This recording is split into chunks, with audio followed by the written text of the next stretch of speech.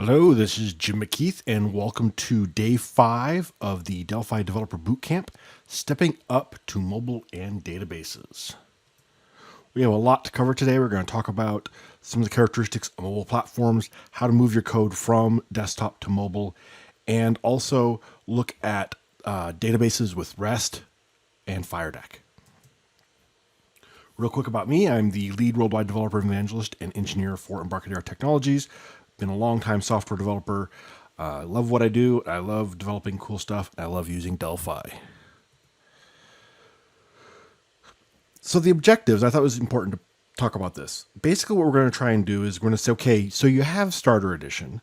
What do you need to know to develop an app on Starter Edition so that when you get Pro with mobile add-on, you're able to move that app from Starter, from the Windows desktop to mobile. So basically the idea is that we're going to use Starter as a prototyping platform to prototype an app that will be deployed to mobile. So let's talk about mobile platforms. Now we're going to do a little history here, talk about Retina displays or high DPI. If you go back to the original iPhone, it was 320 by 480, or actually I guess it was 480 by 320. No, 320 by 480, that's right. And it was fine. It was a nice phone. It looked good. And then they came out with the Retina phone. And the Retina iPhone was 640 by 960. So they doubled it horizontal and they doubled it vertical, the number of pixels. But they didn't cram more data on the screen, more text on the screen, or more icons on the screen. Instead, they made the text and icons look crisper, look sharper. They did this by increasing the dots per inch, the DPI. If you look at that picture there, you can see that the image looks better on the right because that's the high DPI version. So what happened is we had a separation between the pixels, physical pixels, and the logical pixels. So the physical pixels doubled, well, quadrupled actually, since it doubled on the horizontal and the vertical. But then the logical pixels stayed the same. So the logical pixels stayed 320 by 480. So Retina uses higher density graphics. Now, later on, they actually changed the iPhone resolution because they made it longer, but that's beside the point. Right now, we're just talking about the concept of high DPI. So on Android is more complicated and it has low DPI, medium DPI, which is the standard, high DPI, and then extra high DPI. And also has different screen sizes. So medium DPI is considered the baseline. It's 1x. And then high DPI is 1.5, and extra high DPI is 2 times the density of the medium DPI. So these are some common resolutions for Android devices. So if you're going to build an app that you want to run on an Android device, if you're targeting one of these devices specifically, like for example, a Nexus 7 tablet or the Nexus 6P phone, then you might build your app, design your app at that logical DPI. Okay, so make your form that size of the logical DPI. So if you're targeting Nexus 7, you would build your form 960 by 600 or 600 by 960, because phones are in portrait, whereas desktop screens are in landscape.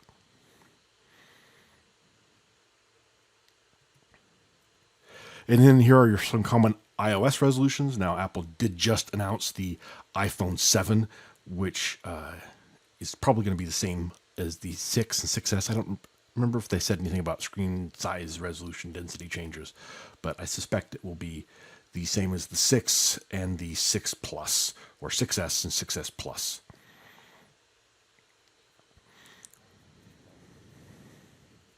So you'll notice that with the 6 and 6S Plus, they actually introduced a different logical and physical screen resolution from the 5 and the 4, and the SE, which is the previous generations. So they did change it at the 6, which is why I suspect the 7 is going to be the same size.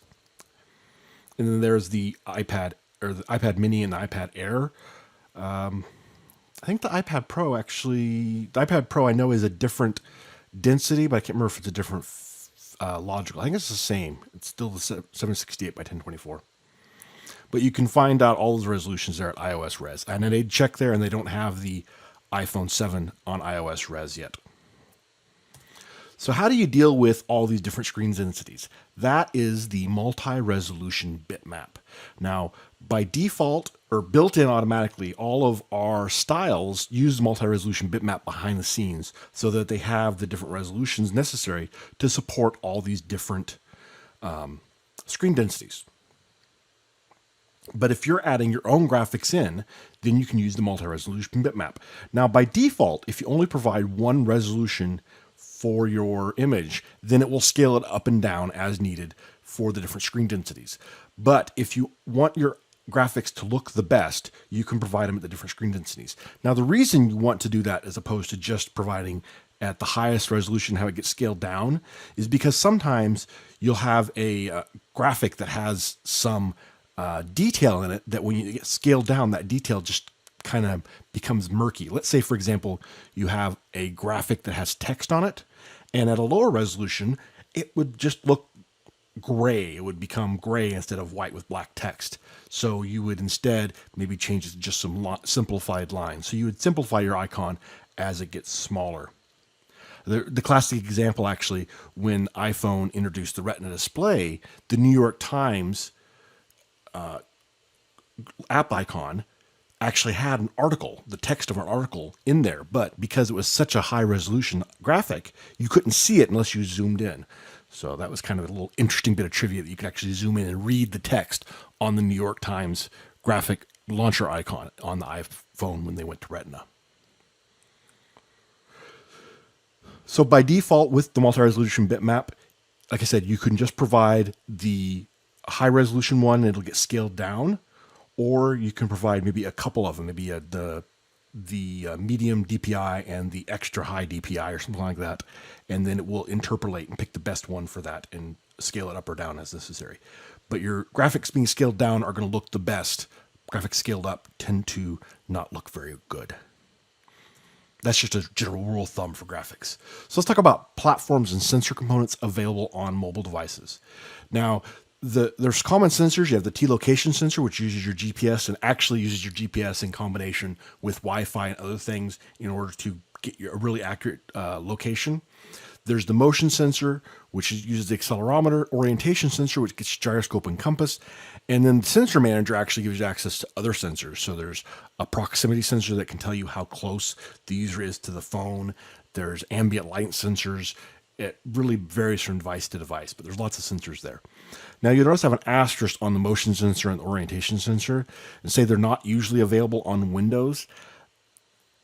I have a Windows tablet that has a motion sensor and an orientation sensor and a location sensor. It has all the sensors on it. So there's nothing that says these specifically won't work on Windows, but they're not commonly on Windows, especially like a desktop. The location sensor, because it uses the GPS as well as Wi-Fi triangulation and things like that, it may work on all devices. Windows tends to be very good about supporting that. It just really depends on the OS. The camera component works across all platforms, which is cool that it works on Windows, and we're going to use that in our example here. There's the media player and notification center also work across all platforms. Notification center, I'm trying to think actually if that works on OS 10. I know it works on Windows and mobile. I'm pretty sure it works on OS 10 as well. And with the notification center, you can do notifications. I've just never tried it on OS 10. It seems like I remember reading that it does. But anyway, it lets you do pop-up notifications. So you can display like on iOS and Android, you're familiar with notifications. You get those a lot. But on Windows, in Windows 10, they added notification support. And so the notification center works on Windows 10. It kind of sort of works on Windows 7. Microsoft didn't fully implement it on there. So it officially works on Windows 10. And then I believe it works on Mac OS 10 as well. Media player lets you record audio, playback audio and video. And then you have the gesture manager for interactive gestures, which are actually really cool, where you can use two fingers on mobile devices because they're multi-touch to like zoom in and twist and stuff like that. The gesture manager works with simple gestures on Windows. Actually, I think it does have some of the interactive gestures work on Windows too, if you have a touch interface. And then Stylebook, which we've talked about previously for custom and premium styles. Media library actions, these are things that are specific to mobile platforms. And this lets you do things like invoke the camera user interface. So this is different than the camera component.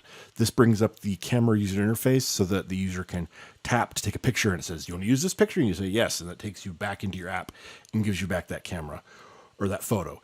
Camera roll brings up the list of all the pictures they've taken with the camera and lets them choose one and then imports it back into your app. And then there's text and image sharing services, which then takes a bit of text or an image and sends it off to Twitter or Facebook or SMS, etc., for sharing.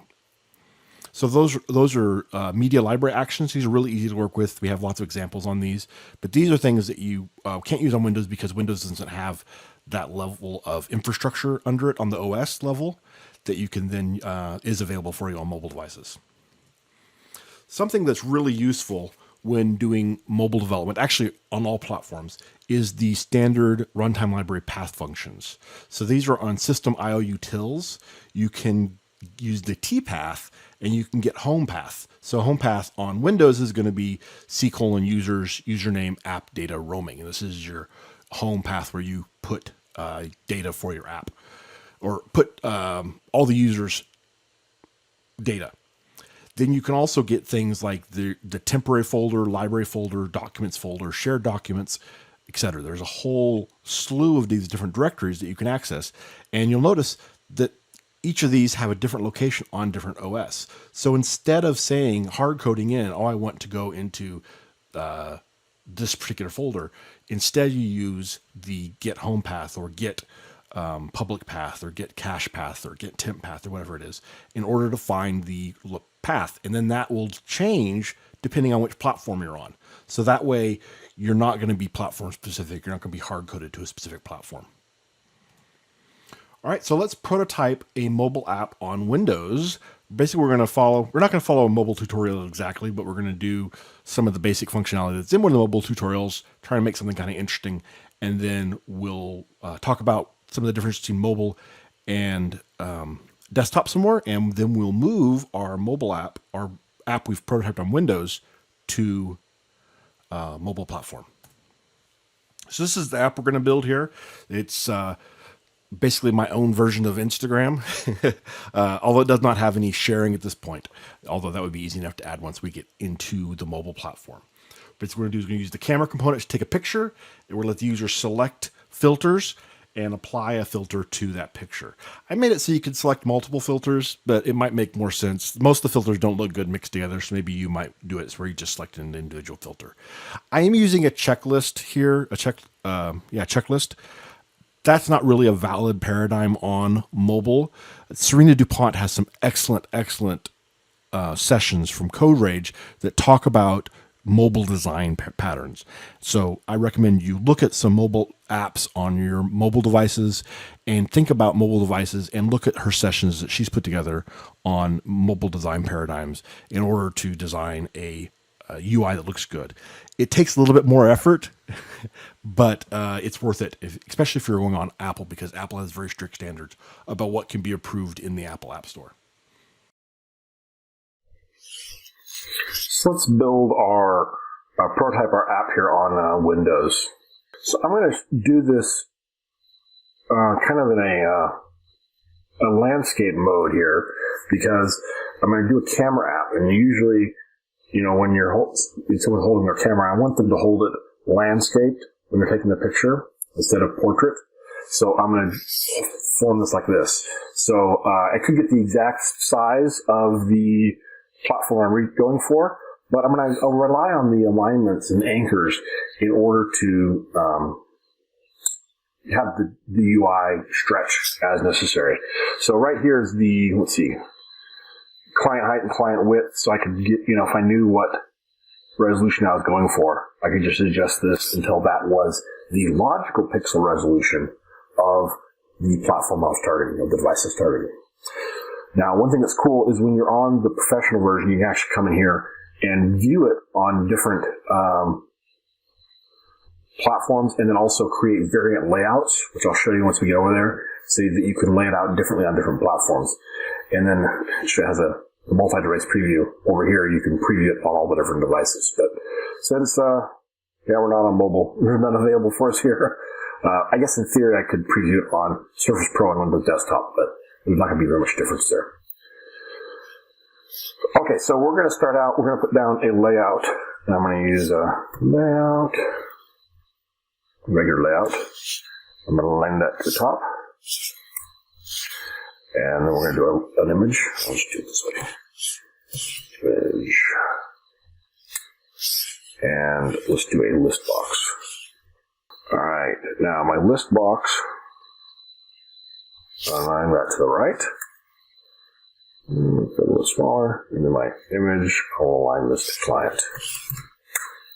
Helps with all right. Okay, now on my layout up here, I'm going to put down a switch. And this switch is what the user is going to use to activate the camera. And we're going to align that to center. I guess I could put this over the image if I wanted to, but I'm not going to do that. And so now, to take a camera, take a picture, I need the camera component. Camera component. Now there's the T camera, which is used in 3D, which I showed you the other day. We're going to use the T camera component, which is what you use to actually take a picture. There it is. It's got an image of a camera. And let's see, on the switch, let's put some code here on this guy. So I'm going to do it on click. And say camera dot active equals switch one dot is checked. All right, and then we have to get the image from the camera and put it on the key image here. And so we do this on the on sample buffer ready event. And what I'm going to do here is something it's important to understand is the image is coming in a different thread than the UI thread.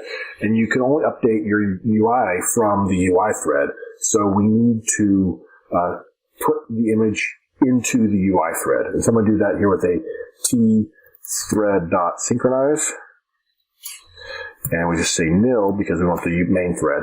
And I'm going to get the camera. Actually, we'll do a anonymous method here. Procedure begin. And here I'll say camera component. So I spell it correctly. One dot sample buffer to bitmap. And we're going to take the sample buffer and we're going to put it in image one dot bitmap. And we're going to tell it to resize it to fit. All right, so that's it. At this point, we're going to be able to create an image or take a picture with the camera. So let's run this and see. Kind of cool. I can do that easily, right? So let's turn this on. And look at that. Wearing my headphones kind of goofy. I'm looking at the screen on the left here because I got two monitors set up. But there's my camera right there. Hello. Like I have a halo. Ta-da. Okay, cool. Okay. So now, let's add some effects. I'm going to save this because it's always a good idea to save your work.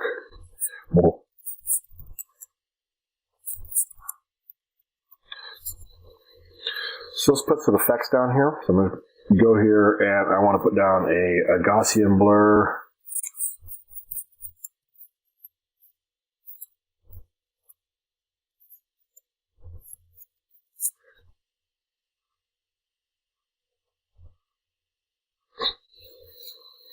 Now I want to put the list of effects in that list box. So I'm going to do a little code here on create. So that's going to go through all of the components on the image. And if it's an effect, then we're going to get a reference to that effect, add it to the list box, and set the effect enabled to false. And so in our list box here, we want to show checkboxes because I'm going to allow multiple to be enabled, and then on change check, we're going to do this. So that's going to get a reference to the item in the list box. that is select that the user changes, and then if the item is checked, or enables it based on whether it's checked or not. All right, so if this worked, let's save it again. Turn on the camera. There I am with my halo, and let's turn on the tune effect. Woohoo! It worked. Waves. So I should be able to do tune and invert. Oh no, we can't do multiples. I've done multiples before, but it's just certain ones don't work. Invert. Entirely? Nope. Huh. Certain ones just take precedence, apparently. Interesting. Alright, so apparently the effect to be able to do multiples wasn't necessary, but anyway. There is our little simple Instagram clone, if you will. Platform services is a really great new feature available. It came in a few versions ago for FireMonkey that lets you find out what is supported on one platform and not on other platforms. So because of the fact that you can target multiple platforms now, you need to be aware of what features those different platforms support. So you can just there's two methods you're going to use with this. They're going to use supports platform service and get platform service. Supports platform service interrogates to say, hey, does this platform support this specific service? And you can actually optionally have it give you back a reference to that. If you don't, then you can use the get platform service to get a specific platform service, give you a reference to that platform service so that you can then interact with it. You can actually create your own built-in, you can use the built-in platform services or create your own as well. Lots of information in the doc wiki for you there. Here's a partial list of platform services. There's a lot here. So for example, you see in the FMX advertising, we have advertising services. So to see if the platform has advertising, which is on, we have mobile advertising support. I don't think we have desktop advertising support, but in the future we could certainly add that. Clipboard is available across all the platforms, but it's a little different on some platforms versus others. It's conceivable we might have other platforms in the future that don't have clipboard support. In-app purchase, maps. So I believe the maps only work on iOS and Android right now because of the Apple Maps and Google Maps require specific licensing to use those. Let's see, where else? Menus. So menus are not available on all platforms. You don't have the concept of a main menu on iOS device, for example.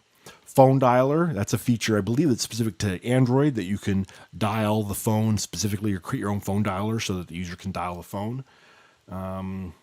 Virtual keyboard, web browser. Here's some more. These are all the platform services. So for example, here's clipboard services, context service, dialogue, screen service. Do you have a screen? You know, these are things you would think, of course I have a screen, but when you start to consider the wide variety of platforms that are out there, you could be running on a device that doesn't have a screen at some point. So here's a code example of how you would use the platform services to access the clipboard. So you'd say if tplatformservices.current, so that's the current platform services, supports platform service, and we tell the interface here, which is IFMX extended clipboard service. And then we give it, in this case, we want to get an instance back. So we give it a reference to that interface. Then we'll use that reference we got back because we know it supports it since we said if. Then we're going to say clipboard service.setText. So you can set text, you can get text. Those are typical things you'll do with the clipboard service.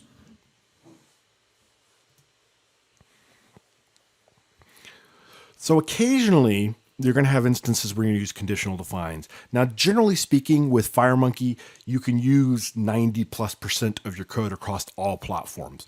But sometimes you want to reach down and grab APIs. And that's one thing I love about Delphi is it gives you this high-level layer with the common libraries and components where we can write a little bit of code and use these components and get a lot done and be really, really productive.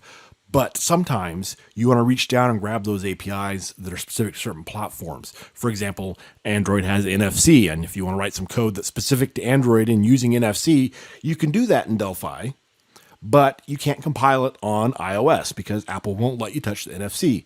At least not right now, they might in the future. So that's when you would use conditional defines, when you have code that's specific to certain platforms, because it won't compile. So there's 7 different compilers to consider. On Windows, we have the 32-bit and 64-bit. On OS X, we have a 32-bit compiler.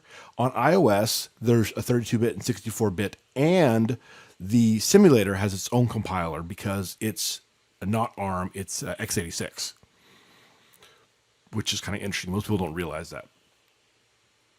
And then Android has one compiler for ARM, but it actually works on the x86 Atom processors as well via libhoudini, although now Intel has end-of-lifed their Atom processor. I don't know if they've officially end-of-lifed it, but they're not really supporting it anymore, so we're not going to see many more of those Atom processors. So one thing about conditional defines, you can use if, defs, and ifs, compiler directives, to optionally compile code for selected branches of your code for certain CPUs, certain platforms, certain architectures. What this does is when you compile it for Android, it only compiles code for Android. And then we compile it for iOS, that Android code's excluded, all the common code. And then if there's any code that's specific for iOS is compiled for iOS. So this creates different sets of code for each platform. So this is, like I said, useful for linking when you're linking against platform-specific API calls. You want to be careful with how you do this because overuse of this can introduce a lot of complexity to your code. Generally speaking, you only want to do conditional defines in what I call library code, which is code that's not specific to the functionality of your application, right? So if you're creating a point of sale system, you don't want to have conditional defines in your point of sale code, but you might have conditional defines in the code that accesses your barcode scanner. All right, because on certain platforms you might interface with that barcode scanner differently, but you don't want to have those conditional defines peppered throughout your point of sale code, your business code, your logic code. Here are some of the conditional defines you can use to target specifically where you're wanting to go. So, see, you have different CPUs here: ARM CPUs, x86 CPUs, x64 CPUs. 32-bit CPUs versus 64-bit CPUs. Here you can say, is it iOS? Is it Windows, Win32, Win64, macOS, Android? Next gen, this is our next generation compiler. Right now it's only on the mobile platforms. And then whether or not the platform supports inline assembler. So currently inline assembler is only available on the x86 platforms, because otherwise you'd have to be writing ARM assembler, and then that would be different. So anyway, that's kind of the list there, so you can see how you can slice this up in order to target things interesting. A couple things I'll point out. iOS is actually a derivative of macOS. So you'll notice macOS says true for OS X as well as iOS here. So there's kind of an interesting nuance of the iOS. And that's how Apple defines it. Apple defines iOS as a derivative of macOS. Or now OS X, I guess. What are they calling it? They changed the name of it. It's Mac OS and iOS are the two different OSs. So here's a list of predefined conditionals, and you can also have user-defined conditionals. So that's something else to consider as well. So I kind of alluded to this earlier, but generally your best usage strategies are to use the platform services when possible. All right. That way you're not having different code compiled for different things, because platform services allow you to interrogate that platform and then get back those references as you need them.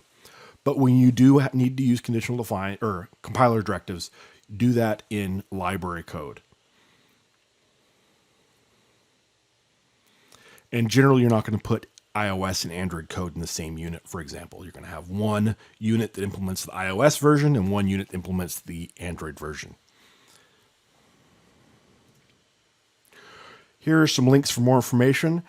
Once you upgrade to Pro with mobile or enterprise, the great thing is you have the source code, so you can see how all this is done in the FireMonkey and the runtime library. And it's all, actually in the runtime library, you'll frequently see it combines the Android code and iOS code in the same unit, just because of the nature of that. But in FireMonkey, you will see that there is actually, here's some examples here. in FireMonkey fmx.memo, you can see that there is a fmx.memo.ios and fmx.memo.win. So what this does is fmx.memo implements interfaces and base classes and common behaviors, and then uses if-defs in the uses statement for platform-specific implementations.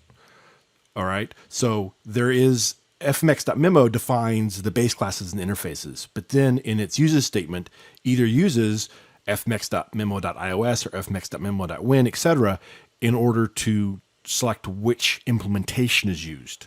All right. So all the iOS specific code is in one unit, all the Windows specific code is in another unit.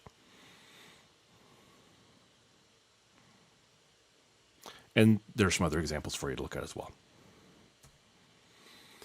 So let's talk about some of the differences between the compiler between mobile and desktop. That link there, bit.ly, it should be EMBT. I'm sorry, I apparently copied it from the short URL.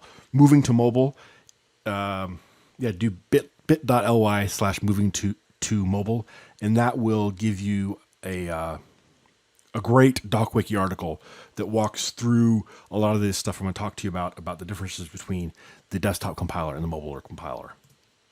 So one of the things that's changed is the types. So strings are zero based on mobile compilers. They're immutable as well. This has to do with the way strings work on that OS, and also because of the fact that we moved to a next-gen compiler. We have a different backend compiler, and just for compatibility's sake and optimization and such, there were some changes to some of the types. And so strings are now zero based. So if you were using system.widestring, now you'd be using system.string, or if you're building a application from scratch in Starter Edition, specifically as target mobile, then you're just going to use system.string. System.string is a Unicode string. It's a great string. It's really the only string you need for most situations. You don't want to use ANSI string or short string or p-ANSI string or p-ANSI char or p-wide char. Those are pointers to strings. Instead, you would use the t-string builder, system.string, or marshaled string.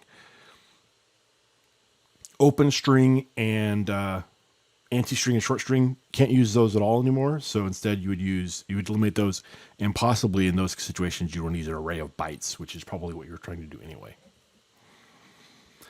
Like I said, generally speaking, you're just going to use system.string for most all of your string needs.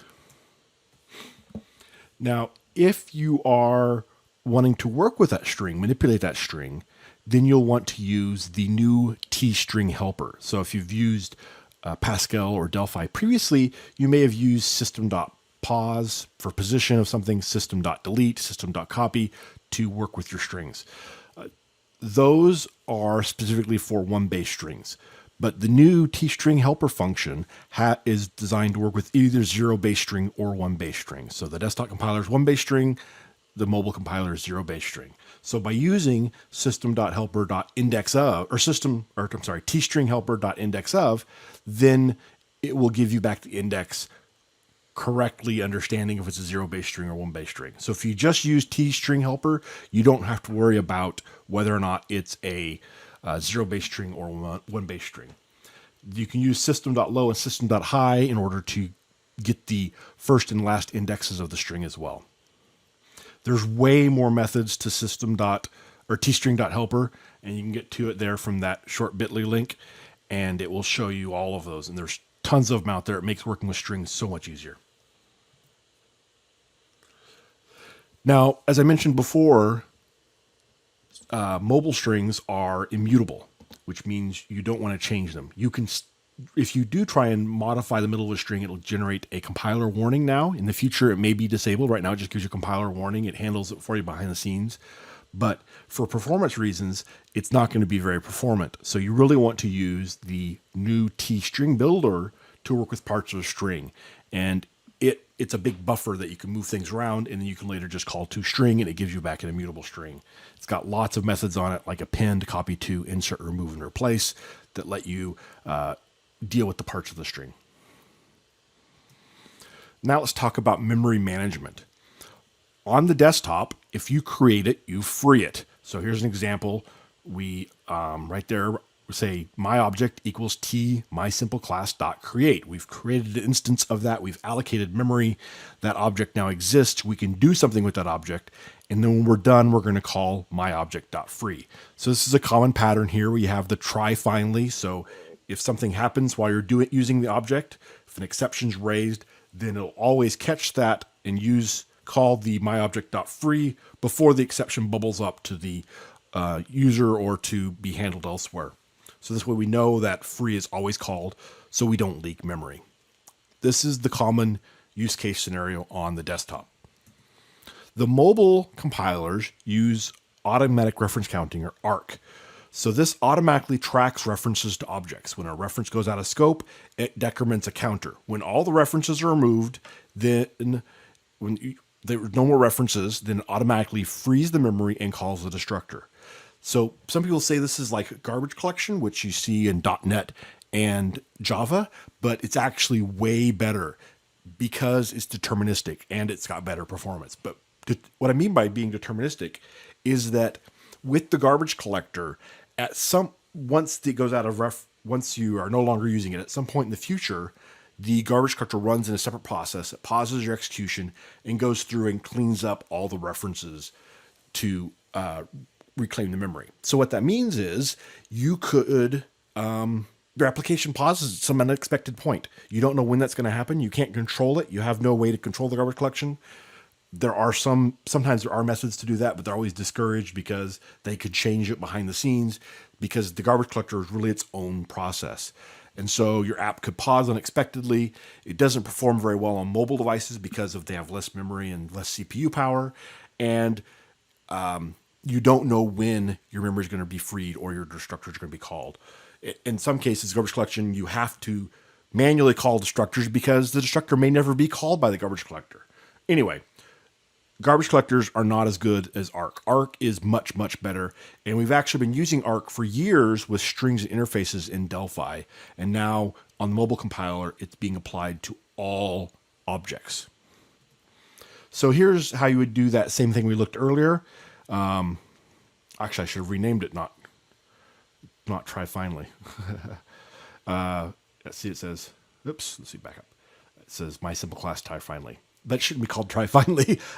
Anyway, you're going to say my object is, you're going to create it and then do something with it, and you don't have to call free.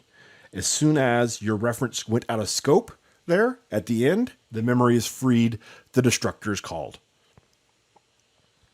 I copied the slide and I didn't change all the text. So that's why it says if you create it, you free it. You don't need to free it. It's freed automatically by the ARC memory manager.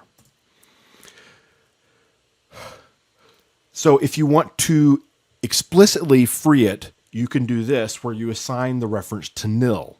And what that does is it decrements the reference counter and says there's no longer reference to it because in this case that was the only reference. It's freed right there. So you can free it immediately. This is really, really important to understand because ARC is deterministic. You are still in control as the programmer. You can choose to pool objects, you can choose when to free them, etc. You don't have to you don't have to be dependent on the memory manager, the garbage collector. You are in control. And that's really important differentiation from ARC and garbage collection. So if you want to manually call your destructor, you can do that by calling dispose of. And dispose of is actually compatible between both the desktop compiler and the mobile compiler. And so what dispose of does is it will call free on the desktop or just call the destructor on the mobile compiler. So on the desktop, it will free the memory, but on the mobile compiler, it just calls the destructor. So the example of when you might want to do that is, let's say your object has some sort of unmanaged resource like a file handle or a database access handle or something like that. And in those cases, you need to call the dispose of. Now, because ARC automatically calls the destructor when it frees the memory, you don't have to call dispose of, but you can call dispose of to free it right away. So in this case, you call dispose of, and that calls the destructor there in the finally block. And then when the reference goes out of scope, that is when your memory is freed. A little more about ARC. It supports weak references to prevent circular references. So if you have two objects that reference each other, because they'll always be referencing each other, you get circular references and they won't ever go away. But you can use a weak reference in order to say, if this is the only reference, don't count it. There's more information on that in the doc wiki. You can use unsafe as well when you don't want to have, when you want disabled counting references. That's discouraged. You don't want to do that typically unless you know why and there's a specific reason you're doing that. One interesting effect about ARC, though, is it does allow operator overloading on classes. So previously you could only use operator overloading on record types, but now you're available to you on classes. ARC is preferred by Apple for mobile development because it has a huge performance benefit on mobile devices over garbage collection, and it prevents memory leaks. Well, you can always write bad code, I guess, that I call them memory bubbles instead of memory leaks, because the classic example, and this happens with garbage collection as well as with automatic reference counting, is let's say you have a collection of references to an object. So you're creating these objects and you're throwing them in this collection, into this bag or list or whatever it is, some sort of collection of objects. And you flag those objects as being deleted. And so you no longer use them anymore, but they're still in that bag. And if they're still in that list, if they still have references to them, then it will act like a memory leak. It will continue to consume more and more and more memory. So you can waste memory. You can cause problems even with ARC, but ARC makes it really easy to do it right and not do that. So ARC is great. So let's talk about deploying to mobile. Something that was new introduced is the deployment manager. The deployment manager actually works on Windows and and Mac OS as well, but it's really important when deploying to mobile, iOS and Android. And so what it does is, on iOS and Android and Mac OS, you create this app bundle that has all of the pieces in it that you need for your app. And so this allows you to put things in the correct folders. So for example, you see here we have launcher icons and stuff like that, and it specifies where they go on the remote path. So for example, let's say you wanted to add in a database into your app or add in some additional data files. You would add those through the deployment manager to make sure they're in the right path. And once they're in the right path, then when you deploy it onto iOS or on Android, it pushes that through with it, and then you can then access it from your app. Now, remember I talked about those T-path to give you access to common paths? This is where you do it. So, for example, right here, down here where it says I don't have my mouse, .assets/internal, that is the path to the home path on Android, if I remember correctly. So check out that documentation on T-path for the common paths and make sure you set it up correctly in here so that your files are where you're expecting them to be on iOS and Android. Also on Android, it's important that you set permissions. You need to specify permissions for whatever your app will do on Android. So common permissions, for example, are accessing the camera, accessing the internet. Pretty much every app anymore accesses the internet. So you need to make sure that you set those permissions. The most common permissions are actually set by default when you create a new app for Android, but you'll probably want to come in and manage those. For example, the phone dialer, I think, is set by default, which some people are like, why do you set the phone dialer? But if the phone dialer is set, then it gives your app the ability to respond to incoming calls. The problem is that when you put it in the App Store, it'll say, hey, this app uses the phone dialer, so it won't let you deploy it to tablets because tablets don't have a phone dialer. And it also warns users that it may cost them money. Well, you're probably not going to ever call. So this is something you might want to go in there and manage what permissions you're using. There's documentation in Google's Android documentation that tells you which these permissions do and when you're going to need them. But if you're doing something like trying to access the camera, T-camera component, and your app doesn't work, you might need to go and check your permissions. All right, so that's important to understand. It's available through the project options. You can go in and change the permissions. So Some basics of getting started for iOS development. You have to use PA Server. PA Server is a program you run on Windows, or I'm sorry, you run on your Mac that lets you deploy from your Windows-based IDE to Mac OS or to iOS. It connects across the network.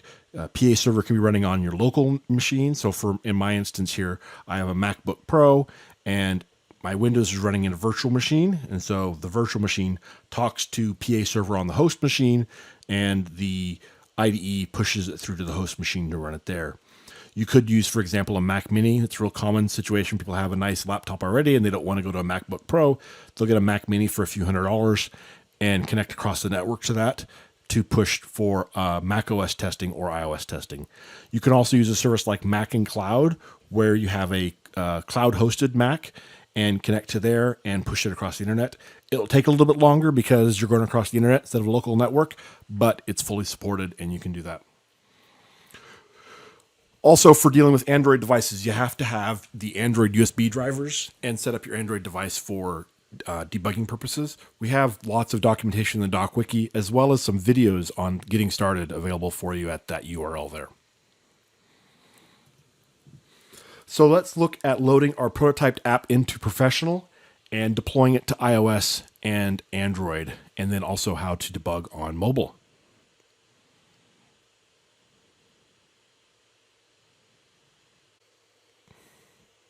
So this is my mobile camera app that I just saved on a starter edition, and now I'm loading it up into the full version here. So we're going to run it real quick and make sure it still works. No changes have been made at this point.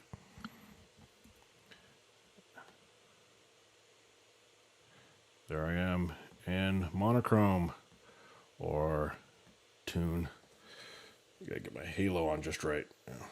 Ta-da! Inverse looks kind of crazy. Oh, let's see. Not Tyler, inverse. There we go. Now it's a dark halo. All right, too much fun. So I'm going to come over here to target platforms, and I have no target platforms here. So I can right click on this and say add platform. And let's start with just adding OS 10, Mac OS. Okay, so now I got to make sure it's going to connect. Now it's already got my host file set up here, but let's check and make sure. Here's PA Server running. I'm going to hit I and 10.0.1.4, 10.0.11.4. See, that's not, oh, that's Mac OS. Mac OS 11.4. Let's make sure this is correct. Properties, 10.0.1.4. Okay, so this should work now. If I hit run, this should build it now and run it, deploy it to Mac OS. So put it on the wrong screen, but I'll drag it over here. Hit the switch. Oh my goodness, look at this. I have built a cross-platform. Let's see, what should I go with? Wave. Wave effect. Woohoo! Whoa, I'm all wavy.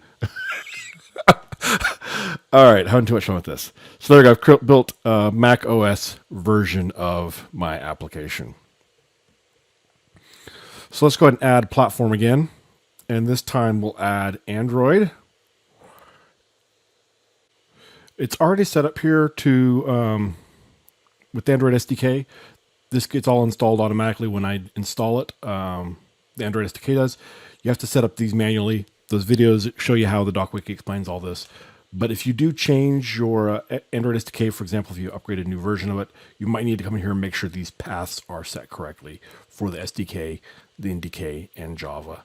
What I'll do, so example like Zip-Align, if you change versions of the Android SDK, will change locations. So I'll just come in here and I'll go up a couple levels and just do search for Zip-Align, find it, select it, and you're good to go. It'll put a little triangle next to them if they're not set up correctly. So let's go to project options, and we're on Android. So let's see, application, uses permissions. There we go. So right here, see this camera component is false. So let's go ahead and run this now. Plug in my Android device, my Nexus 5. So Nexus 5 appears, it shows up here at the top as a device. If you have multiple Androids connected, you can click this drop down to select, hit refresh if it's not in the list. Now I have, go to device manager here, Android device. The USB driver is loaded for it. If I didn't have a USB driver, this wouldn't be here. Also, you can check it by going to command prompt. And if you have this on your path, which I recommend if you're doing much Android development you do, see there is my Android device there. So ADB Android debug bridge, very useful when messing with Android. We could do a whole boot camp just on using the Android debug bridge. But we're not going to do that today. So there we go. I've got my Android device connected. So let's go ahead and run it on here. So I hit build and I get an exception here down the build error. No resource found that matches a given name, splash image. So if we come in here and look at this, project options, application, oh my goodness, all of my artwork is missing. Now the reason this is missing is because it was, the project was originally created in Starter and Starter doesn't populate this. So what you can do is I created a default Android option set. So you create a new, okay, there's two ways to deal with this. One way would be create a whole new project and move this unit, the only place I had any code, into that new project. And it would have everything set up correctly in the project file. The other way is to take a project, a new project, and save all your artwork off, which is what I've done. And then, let's see, I want to say, oops.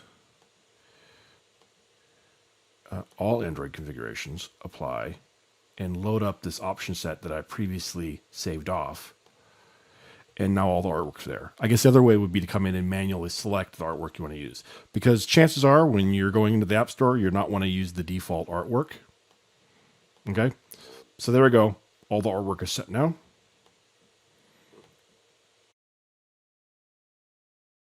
So I messed with this for a while and it ended up not working. So I'm just going to show you how I ended up figuring out getting it to work, and you could ignore the rest of this. This is the better way to do it. Okay, so that didn't work. I expected that to work. So let's do the option 2. Remember I talked about the second option? Add new project, multi-device app, blank application, and, oh, I did a C++ app. Add new project, Delphi project, multi-device, blank application. Okay, so remove from project. Yes. And then add desktop mobile camera. All right. And so we're going to remove this. Remove project. And then we'll save this as mCamera 2. All right, and so now by doing that, it's going to have everything set up correctly for mobile development. So now, in theory, this should deploy and run correctly on my Android device. So I told you I was going to show you a little bit about mobile debugging. ADB is really useful for Android. So it's installing now. So let's take a look at it on here with Reflector. And hopefully we don't get the same error. There we go. Okay. No errors. So we'll turn this sideways and we'll enable that camera. There we go. There's the cameras enabled.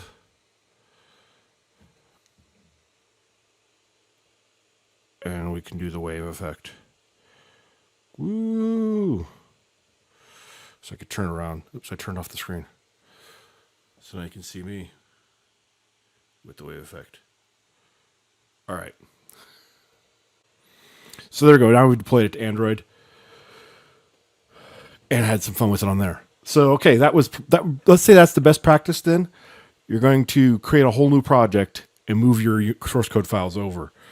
I probably can figure out what's wrong. I probably just did something silly before, but this is probably easier and less likely to have problems. So we did it on Mac OS, we did Android. Actually, my iOS, there's documentation and videos on iOS. My developer account on iOS has lapsed and I have not bothered to renew it. I really should, but it's going to be the same. I will show you a few things though while we're in here that are kind of cool. So I mentioned before, you can do this drop down. See, I have a lot more options available to me. So we can do the multi-device preview, and let's say, what will this look like on? Can I do this in? There we go. On Android and iPhone, I could do these. Landscape. Interesting. So it only does portrait mode. I didn't know that, but so I can see. I'll make this even bigger though, so you can see what this looks like on iOS. So you got the iOS switch versus the Android switch. A little bit different, right? So you can do that. You can preview it on multiple devices here, right? So I can say what it would look like on my Sony smartwatch, right? Whatever device you want. This is actually an extensible list. And you can also come over here and just say, what style? Let's preview this on Android, preview this on OS 10, preview it on iOS from here. And then we can say, you know what? I want to change it. I wanted to make a variation of this. So when it's on Google Glass, you know what? It doesn't really make sense to select this. So we're just going to take this guy here and say visibles false. So we're going to get rid of that list there. So on Google Glass, we don't have the list. Okay. So the cool thing is it actually automatically adds it over here for me because I have a variation of it now for Google Glass. So there's Google Glass version. And so what this has done is it's created a variation of the layout that, actually, I'll just show you here in the code file. So we have a second FMX file that contains the difference between these two. And so this one just says that list box is not visible now. Okay, so that's really cool. You can create these variations so you can create the UI that's going to look best on all the different platforms. So actually, let's go ahead and try this. I'm going to make a share button on here. Let's put that button on the layout up here at the top. And I'm going to say align this to the left. And I could put margins around it to make it look nicer, but I'm not going to, just for right now. And I'm going to assign this to an action. I have to put an action manager down there. Action list. There we go. Now, a new standard action. Media library. And show share sheet action. All right. And then the text we're going to put on here is share.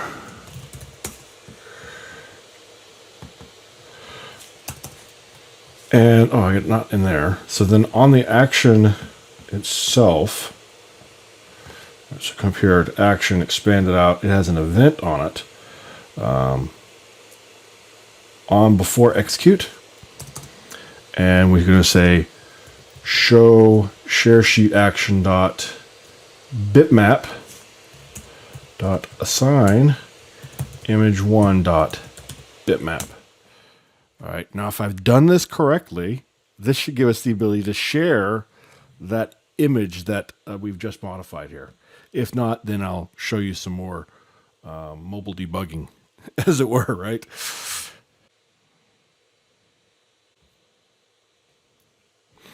Okay, so let's turn on my camera. And there's my slide. And let's put the wave effect on it, right? And then hit share. Oh, look at that. That is so cool. So, see, look at that. We have support for receiving intents, which is cool Android stuff. So let's go ahead and send it through. I will tweet it, right?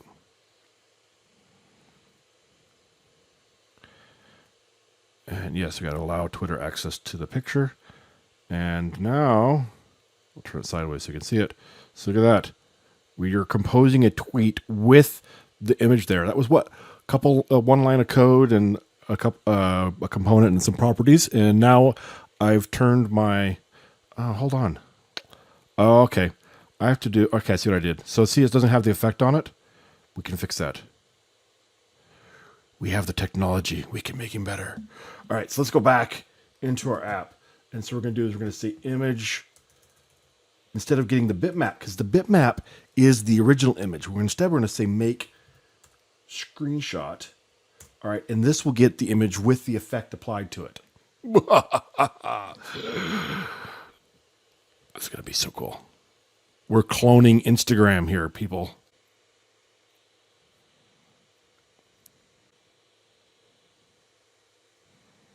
Okay, so here's the app. It's up. Turn the camera on. And you know what? Actually, I could set a property on the camera component to let it turn around. But I can't do that. I got to turn the effect on. I can't see what I'm doing. There's a property on the camera component. I want to do the wave effect. I'll just do this. To use the reverse camera. So I could add another switch for that to switch camera directions. But, yeah, this is enough for now. All right, so we're going to tweet this. And now, there we go. I'm not sure what happened the first time. So there's my image with the wave effect applied to it. And we can tweet it out. This cool image was taken with my Delphi app.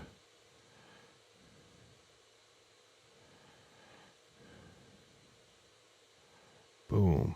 Tweet. All right. So I want to show you debugging really quick. It debugs just like it does on Windows. I'm going to go ahead and you have two buttons here, run without debugging and run regular run, which runs with debugging. One note is you want to make sure build configuration is set to debug. Otherwise, it won't make any difference. And I just set a breakpoint and I hit build and run, regular run with debugging. Okay, so here it is running on my phone, and I'm going to tap the switch. And there's my breakpoint. I can come in here and inspect is checked as true. And so it's just like regular debugging, but watch this. This is so cool. View, where's debug windows? CPU windows, disassembly. That is ARM assembly code. I can actually view this. That's so cool. This is the ARM disassembly code. You can step through here. You can go into the registers, all the stuff you would expect to do with a debugger on a mobile device. Now let's look at the REST client. There's a lot of features I love in Delphi, but this is one of the ones that just is one of my favorites. And I'll share a little story here. I was down in Brazil, and I was talking to this guy that ran a big .NET development shop, and his boss wanted him to build a mobile app. And he's like, well, okay, we're .NET developers, we know C#, we should use Xamarin. And so he went and looked at Xamarin and said, okay, I'm going to build a little simple app with Xamarin just to kind of get my feet wet. And I'm going to build a little REST client application, and it should take me about a week. He said, figured a week would be a good, for him to learn how to do it and build his app and deploy it. And he was into it a week, and he said this is taking him a lot longer than he expected. It was really frustrating, and he wasn't making much progress. And I said, I bet you I can build a REST client app in 5 minutes. And he's like, no. And I said, yep, I can do it right here, and I'll deploy it to your phone in 5 minutes. And sure enough, we were able to do that and deploy it to his phone. Luckily, he had an Android phone. iOS phones, Apple makes it a little complicated for deploying to a new phone. But anyway, was able to build a REST client, connect to a REST service, pull down some data, display it to the user, and deploy it to all his phone within 5 minutes. Actually, I think it might have been barely over 5 minutes, but still pretty close. He was really impressed. The REST client in Delphi is just phenomenal. This is a feature only available in Pro and higher, but I'm going to show you some cool stuff you can do with it. So let's talk about REST really quick. REST gives you access to REST and JSON-based web services and cloud services. Actually, I think it works with XML as well, but there's not a lot of XML-based services out there. There's over 50,000 public services, though. Twitter, Dropbox, Google, everybody anymore uses REST-based services. A while back, everybody was doing SOAP-based services, but SOAP was just too complicated, SOAP web services, and REST is a lot simpler, it's a lot lighter weight, and it's a lot more common today. There's a URL there for a programmable web directory, which is just a list of web services. There's also private services out there, for example, .NET, Windows Communication Foundation, OData, Java, JAX, RS, Jersey, etc. Lots of technologies are used inside firewalls to build REST services for service-oriented architectures and stuff like that, where within your corporation, you're talking to these REST services and not even going outside your corporate firewall. So you can use the REST and JSON client stack to expand the functionality of your desktop and mobile apps. And these components make it so easy. So the components, the stack that we have is made up of 3 parts. There's the REST components themselves, which I'll show you here in a second. And then we also include REST demos, which is a collection of demos that shows how to connect to things like Google, Twitter, Facebook, etc. Just a bunch of demos all put together into one application with source code. And then there's the REST debugger. The REST debugger is a really cool tool that you can use to rapidly prototype, and build ad hoc requests. So you can test REST services, prototype REST services. And then the cool thing is you can actually copy those components from the REST debugger into your application and build your application really quick, like I said, in 5 minutes.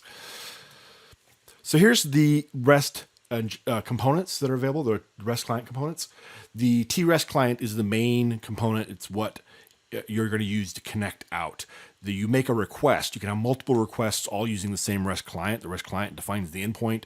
The requests are specific requests being made against that endpoint. Each request is going to get a response back. And then you can take that response and use which is in JSON, and use the REST response dataset adapter to convert that JSON response into a dataset. That's a really cool feature. So you can go out there and grab a collection of data from a REST service, put it in a data set into a grid, display it to your user. Really cool stuff. If your REST service requires authentication, we have 4 different authentication components: simple authentication, HTTP basic authenticator, OAuth 1, and OAuth 2. With these components, you can really, I think I've seen a couple that were like using some sort of weird implementation of authentication, but eventually we got there. One thing about REST is it's not a standard. It's not a protocol. It's kind of a concept, if you will. So everybody implements it a little bit differently. So you really need to go out and look at the documentation for how the individual REST service is implemented in order to connect to it and authenticate it with it correctly. There's also some libraries for dealing with JSON, parsing and formatting JSON. There's a JSON to object and a T-object to JSON adapters that are out there. So you can actually just take an object, serialize it to JSON, or bring it back. It's like a line of code to go each direction. It's really cool for sending stuff as JSON. JSON is a JavaScript object notation. So if you're familiar with XML, JSON's like the lighter weight brother of XML. XML's really strict. JSON's really loose. It uses curly braces, whereas XML uses the angle brackets. And it works with the live bindings and design time execution for rapid prototyping. For more information on the REST client library, check out the Code Rage 8 videos there. Actually, I think there's some Code Rage 9 and Code Rage X videos also on it, but these were the first ones right when it was introduced. Some good information in there. And there's also a link there for the doc wiki and some samples. And there's the samples for the REST demo, and then you can also take a look at the source code for the REST client. So there's actually another video I did where I actually built a REST client in 5 minutes and deployed it to iOS, Android, and ran it on Windows as well. I'm not going to do that right now, but I will show you some stuff with REST client. So this is the REST debugger. I'm going to come in here, and I have a URL already on my clipboard that's for Stack Exchange API. And this just says I want to get items tagged Delphi from Stack Overflow. Hit send request. Now, one thing is that this actually came back as compressed data, but this automatically is able to decompress it for us. So here's the JSON data, and I'm going to say I want the items property, items root element. So if you see right here, it says items, that's the root element, and that's the root element I want to have. And so it just dives into the JSON for me there, and go here to tabular data. So there we go. This is giving me all the data in a data set adapter. So let's put it into a grid, into a data set, into a grid for me. And I can take a look at, here's the titles of these questions. Okay. Very cool. That was really simple, right? So now what's cool is I can actually take this. Let's go ahead and do this. And I'll hit copy components. And what that's done is it's copied to the clipboard the components that I need to make that request that I just put out there. Now, one thing I'll point out is that this is a really simple request I just did here, but I can actually add parameters to it. If I needed to have parameters that were, URL segments or header or body, whatever, I can add authentication to it, OAuth, simple basic OAuth 2, and define proxy settings. So even though this is a really simple, what I'm doing here, this supports a lot more than that. So let's close this out and let's go ahead and make a new multi-device application. And I hit paste, and there are all the components I need to connect to complete that request. So here's the REST client. The REST client specifies the endpoint right here, base URL. Technically, this should be chopped off right here, and that the question order should be on the request, but it's flexible. You can do it either way you want to. So this is the request that's going to make that request through the client. Here's the response. So the request is going to connect to that response and put the response in here. So if I go look at the request, see it connects to that client. And it connects to the response. And so that's how it puts the JSON into here. And then this is the REST response dataset adapter. So it points to that response and it grabs the JSON out of that response and puts it into the FDMEM table right here. So that the FDMEM table has the dataset representation of that request. So let's put down I'll do a list view. Just because you don't usually use grids on mobile and I wanted to play this to mobile.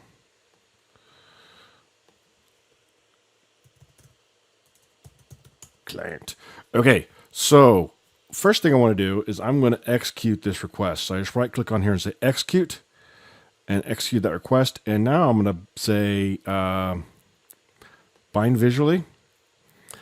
And so here is the FDMEM table that has all that data in it. And I want to bind this to the list view. So I say sync. So this is visual live bindings, which is a really cool technology as well. There's so many cool technologies in here. There we go. Let's spread those out so they can see what I'm doing. So this visual live bindings connects connect those together. And I want to put the title, there's the title right there, in the item text. All right, so here is the list of all the titles of those items there. Why is it moving that around? And I also want to put in that's it. All right, so it's going to list all the titles of those. Now, I showed you how to change the accessory on here, but I'll go ahead and do that now real quick. Item, appearance, object, item, objects, accessories, visible. All right, so now the only thing I have to do is add a line of code on here on the form. We have to, we'll do it on show. So it's a little bit later. And we'll say REST request dot execute. There we go. So let's run this on Windows.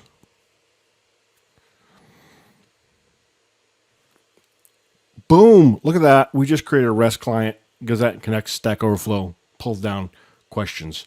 And, just because we can, we're going to run it on Android. I haven't even saved my work yet. You could tell I can get a kick out of this.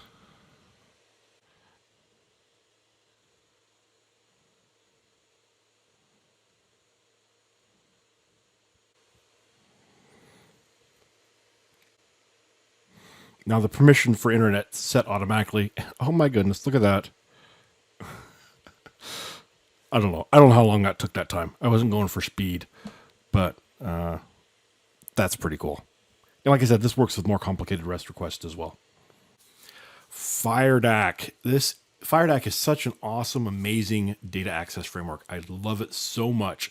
I've seen quotes, people saying how much FireDAC makes database development fun again. A little bit about FireDAC, or data access in general in Delphi. From Delphi's first version, data access has been a very important key feature of it. When it was originally introduced, it had the BDE. BDE was great because it made it really easy to connect to databases. It was database agnostic, if you will, in that you could drop down a BDE connection and a T-table and connect to any database pretty much, and just point it to a different database and pull data out, and it worked great. BDE was kind of ahead of its time, but pretty soon it got a little heavyweight. It became fragile, and it was a kind of complicated deployment.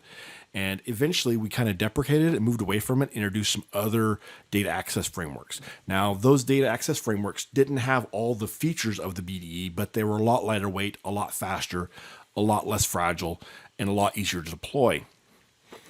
But they were unidirectional instead of bidirectional. They didn't have all the features and such, like I mentioned before. But now we have FireDAC. So FireDAC harkens back to all the functionality and all the simplicity of the BDE, as far as you can still drop down a connection, point it to any database, drop down a table component, and pull data out of that connection and interact with that data bidirectionally. Okay, so it had all the features of the BDE, but then makes it lightweight and robust, and then adds a ton of other features to it. So first of all, works across all the platforms we support: iOS, Mac OS, Android, and Windows. It has components for in-memory data sets, local SQL. The local SQL is so cool. You can actually do joins across different data sets, and actually can be a non-FireDAC data set. So you can have a data set, a T-client data set, and interbase data set, and whatever kind of data set you want to do, and do local SQL joins across that. I actually did a join, an example with like 5 different data sets from 5 different databases and different data sources, like an Excel file and all sorts of stuff. And it was just so cool because it just worked, and it was able to do a join across all those data sets. Very cool. There's extract, transform, and load operations. So, for example, you can take data from an Excel spreadsheet and pump it into a database or between one database and another. Lots of cool stuff. Array DML, cached updates, auto-increment fields. It's the cool thing is you can use a connection and point it to a different database, and your components can be database agnostic, but you can also unlock specific features for certain databases as well. So what databases does it support? I want to say all of them, but there probably are some it doesn't support.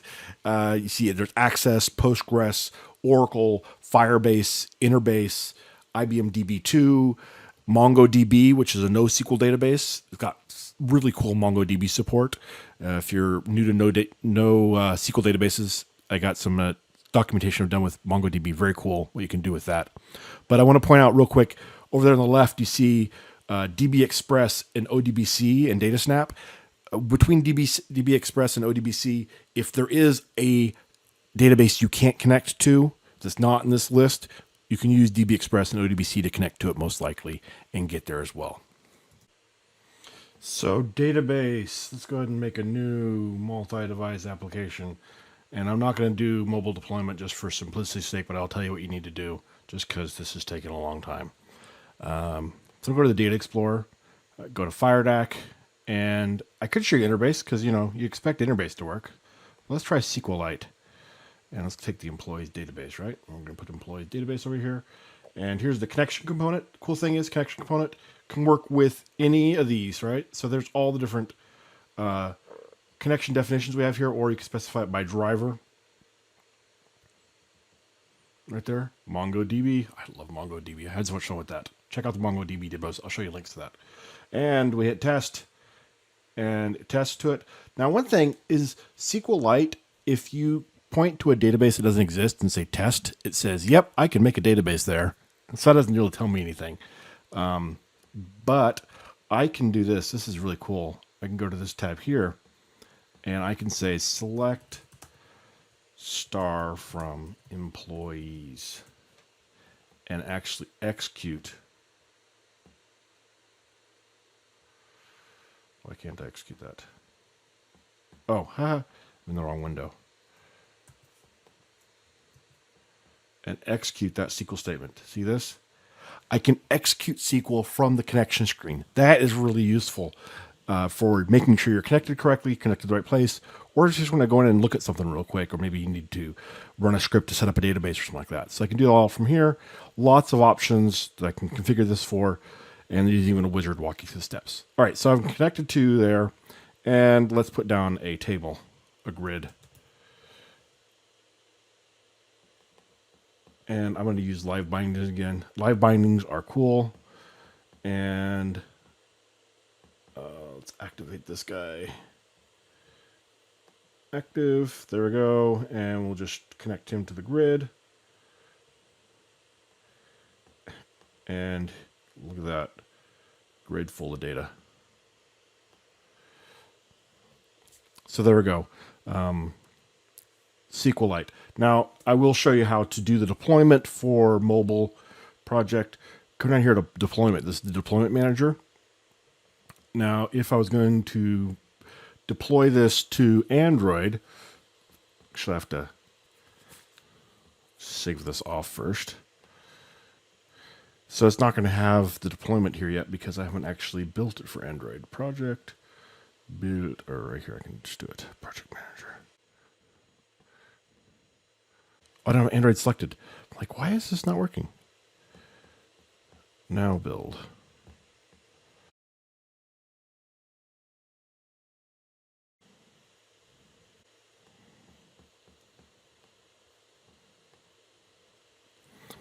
Okay, so now we have our deployment managers populated. So if I want to add a file, so my SQLite database, I just come here, find my SQLite database, and deploy it and make sure it's in the right path, which is going to be, actually, I'll show you the other way to find out. So if I want to add interbase support, here I just come in here and say interbase client, and, oh, interbase to go, haha, because this is mobile, Android, and it would deploy it. Now, these are my license files here. You have to have your license files installed, which the documentation tells you how to do that. And I check this, and it's gone and added those to the right locations. And then .assets.internal / assets/internal, that's the location you want to stick your interbase database in for interbase, or your SQLite database would go there. Those are the two databases that you can embed in your mobile application. Okay, and that's it. Once you've done that, then you're able to connect to it, and you want to change your path in your connection connection string. We have other videos and documentation that talks about that, but that's the basics of database connectivity. FireDeck is so cool. Check out some of the skill sprints. I'll show you links for those on FireDeck. For more information on FireDeck, we have a FireDeck skill sprint series, and those are some of the sessions we have in there. A lot of great information on FireDeck. Check it out.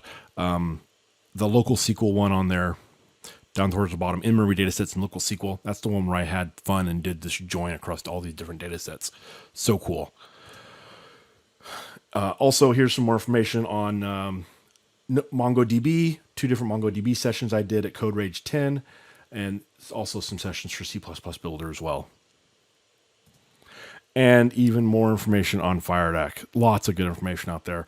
I'll put all this in the blog post later on. And there is some DocWiki links for you. And with that, it's time for Q&A.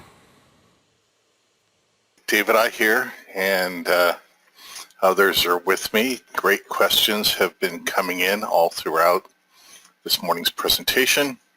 A couple of questions about how to get mobile support. If you've got the starter edition, I put the link to the shop site. There's a special promotion going on where you can upgrade from starter edition to pro and also the mobile pack for $0. So it's a great offer going on right now. Just go to the shop site, shop.embarcadero.com, and or the embarcadero.com/rad offer page. All the details are there.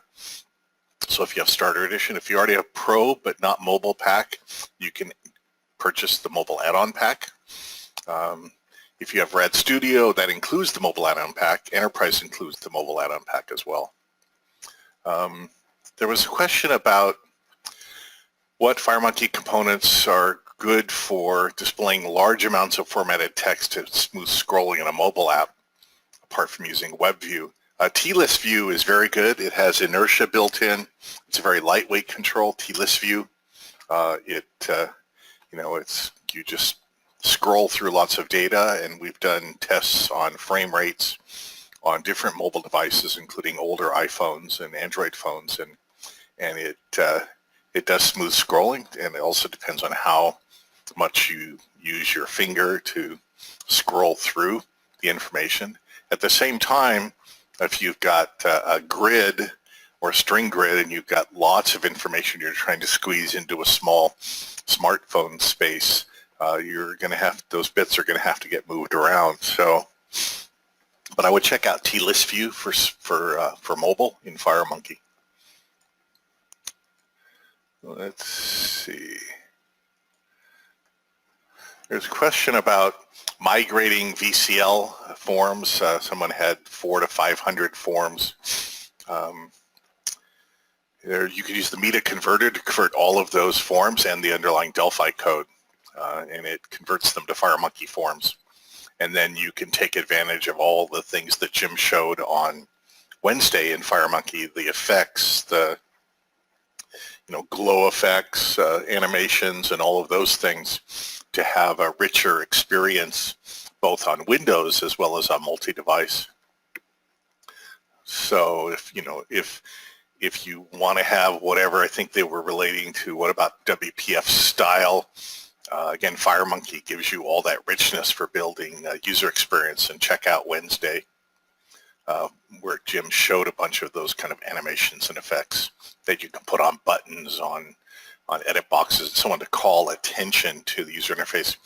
Check out a lot of the user experience UI blog posts and videos by Serena DuPont. She's been doing sessions at the most recent Code Rages on designing your applications for great UIs using FireMonkey. So that's another place to take a look at what you can do with FireMonkey across, again, on Windows only or on the other devices as Jim showed today. Same source code, just recompile your FireMonkey app, and then you've got it on Windows 32, Win 64, Mac OS, iOS, and Android. Some people were talking about the replays that they were looking at having audio out of sync. Make sure you use the official playlist, which points to the replays. Don't use the live streams that were captured on Facebook or YouTube. Those had issues along the way. We just provided those for those people who were having problems using GoToWebinar's web interface to watch what was happening live.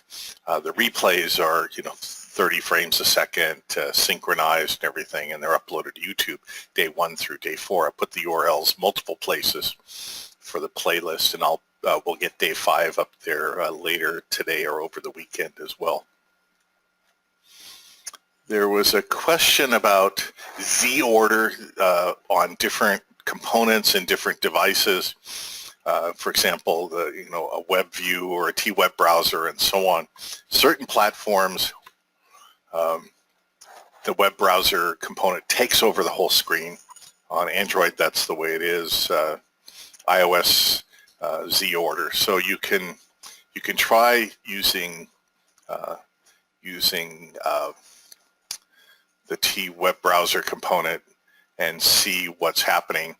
And again, pay attention to the Z-order when you're doing your layouts and using panels and so on. For certain native controls, like on iOS, the T-Edit and T-Memo, I believe, then you can have some Z-order control there. But I'll check again on the on what happens with web browser. Again, I think it's on Android. It takes full screen, and on iOS, it should do the Z-order correctly. There was a question about Windows tablets. If Windows tablet is running Windows 10 and is running an Intel processor, then the apps can be deployed to those Windows tablets. Jim has I think a Dell tablet running Windows 10, and we've been able to use the Bluetooth and Bluetooth LE and get FireMonkey apps running just fine on again, Intel-based Windows 10 tablets. We don't support Android on Intel, although you can take Android apps on certain versions of Android, and it's got the libhoudini technology, which allows you to use Android APK files, and under the covers, the Intel processor converts ARM instructions into Intel instructions. Again, check out our platform status page. I've put the links in the Q&A and the chat window. The platform status page talks about the current platform and operating system support for the different versions of our products, as well as any workarounds or updates that fix things that may have been changed in the underlying operating system updates. Stay tuned to that platform status page as new versions of macOS, Android, iOS come out in the coming weeks and months. As well, of course, the platforms are moving targets. People were asking about tutorials and mobile tutorials. I put the link to all the tutorials that we have in the DocWiki. There's also a PDF of all the mobile tutorials that it combines all the mobile tutorials into an ebook that you can print out or that you can download. That's linked off the tutorials page as well. Okay. There was so for multi-tier, there's a question about DataStep multi-tier, RAD server multi-tier, REST multi-tier, web applications. Those are in the Enterprise Edition and above, or in the client server add-on pack if you have the Pro version. Automatic reference counting, or ARC, is on iOS and Android. It's on mobile. It's required on iOS. That's how memory management is done. So we added ARC there first for Delphi in XE4. We don't have ARC for desktop, so the best thing to do is to make sure you dispose of objects in either case, and ARC will take care of it. If you call dispose of on mobile and there's no counts left to the references, it'll be released. Dispose of is a no-op if there's no references to an object, and ARC is enabled at anything that inherits from T-object. So the ARC reference counting on mobile is implemented in T-object, and then everything inherits from T-object. So if you create your own classes, if those classes don't inherit from ARC, from T-object, then you need to do your own memory management on those objects. If you inherit from T-object, then ARC is built in on mobile. And I put the links to ARC documentation. There's a white paper by Marco Cantu, and Marco Cantu covers ARC in I believe in his Object Pascal handbook as well. Okay. Let's see.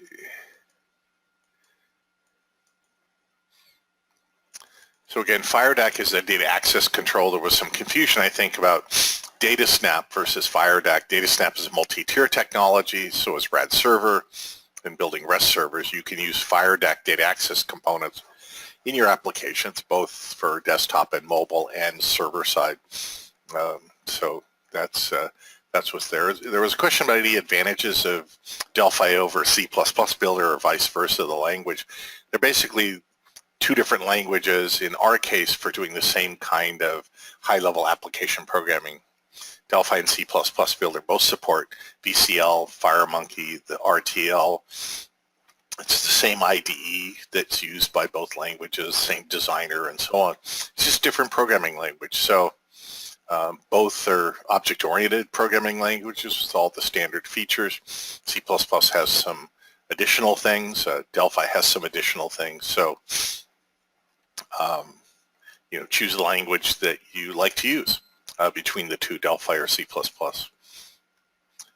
On mobile, they both use the same optimizer and code emitter through LLVM toolchain. So the code should be very similar if you're comparing language syntax elements. Somebody was asking about how to connect to Office, Excel, Office, Word, and so on. I put a link to an article that talks about how you can automate through COM automation Office from Delphi.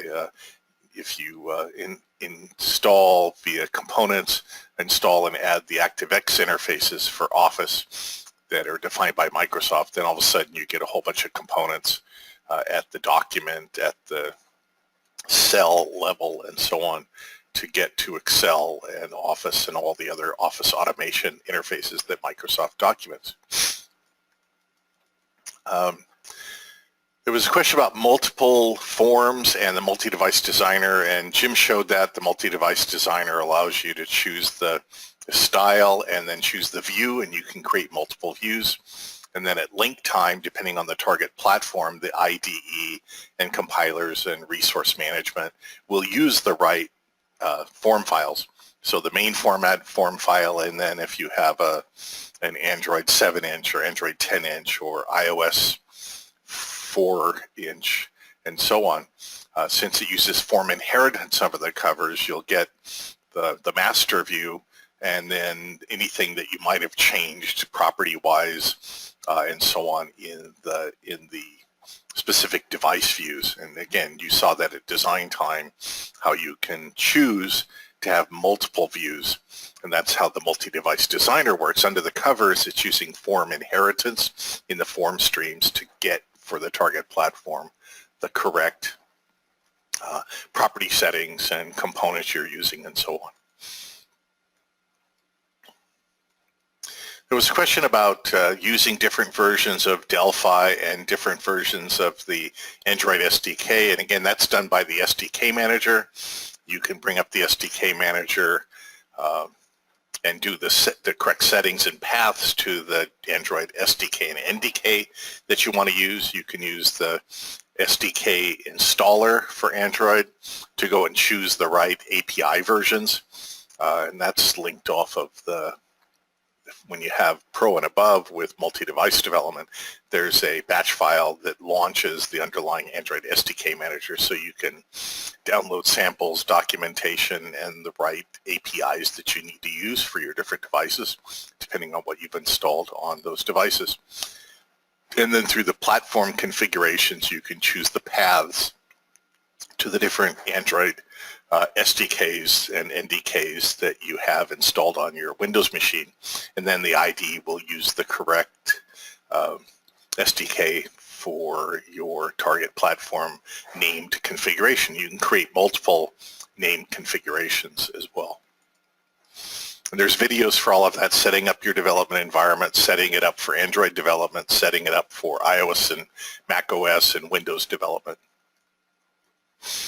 There was a question about building a REST server itself, and there are a couple things. Craig Chapman did a skill sprint on building a REST server from scratch, and then also we have a longer form webinar we did about building a REST JSON-based enterprise business application using RAD server. So there's several ways to build REST-based servers.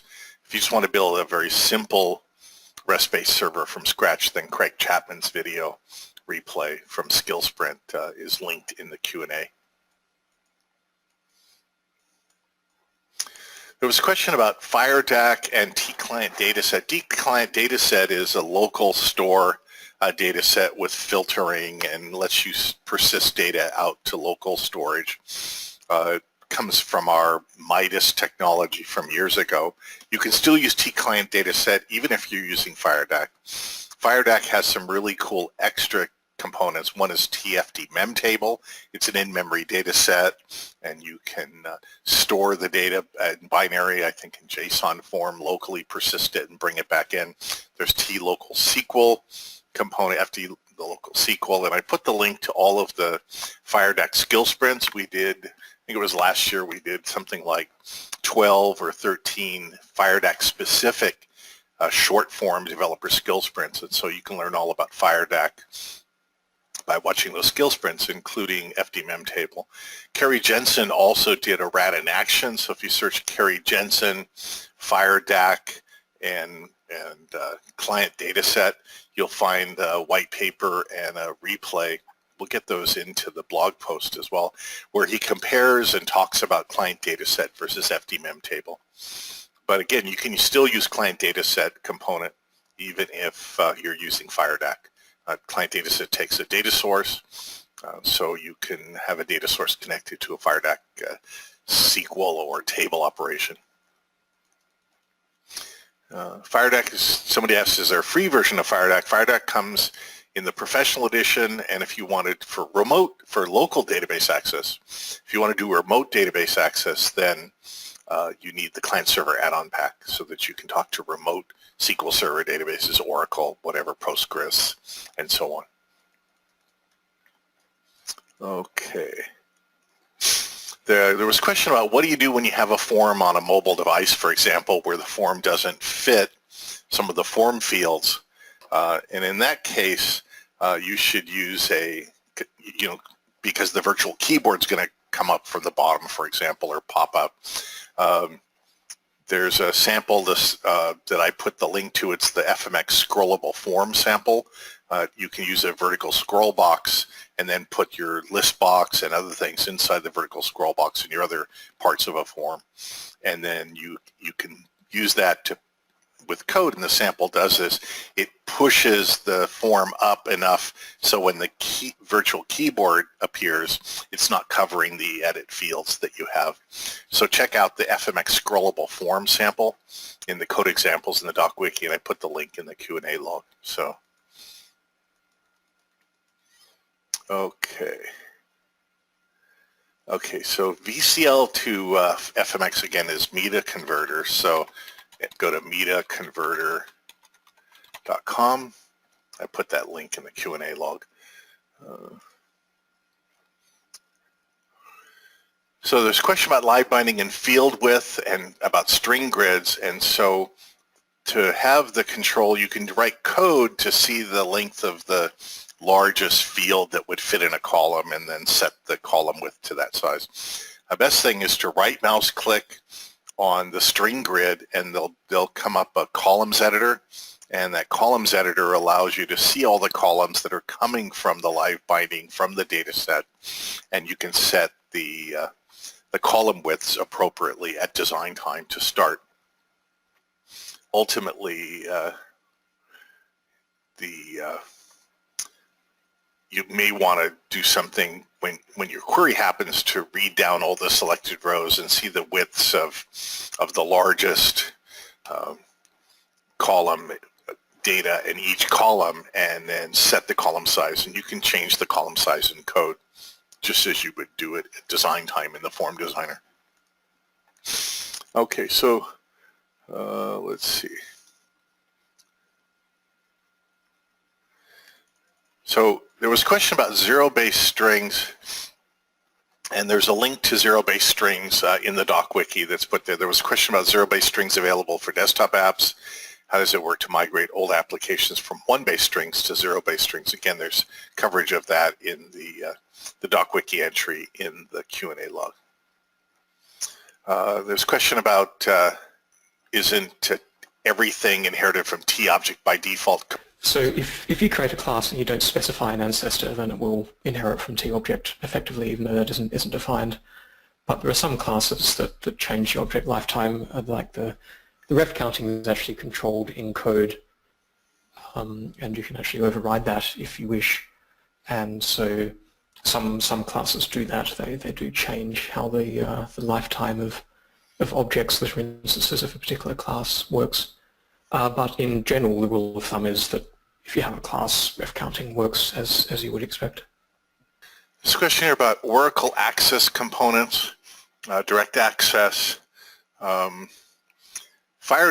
calls into the Oracle API under the covers to do operations. So you can use FireDAC just fine. FireDAC uses the client library. So all is good there. There's a question about Universal Windows programs or UWP support. Come to Marco Cantu is doing a session in September. I think it's September 22nd?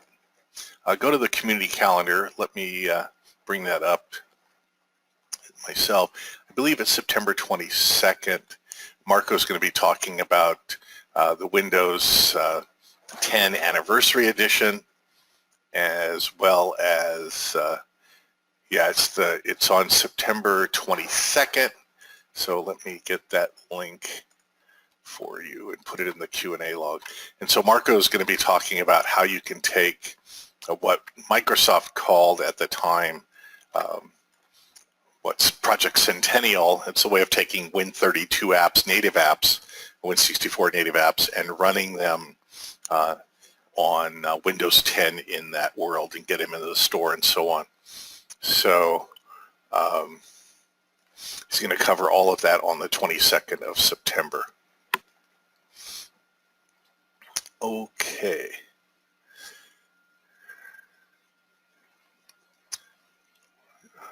There's questions about what's included in which edition of RAD Studio and or Delphi and so on.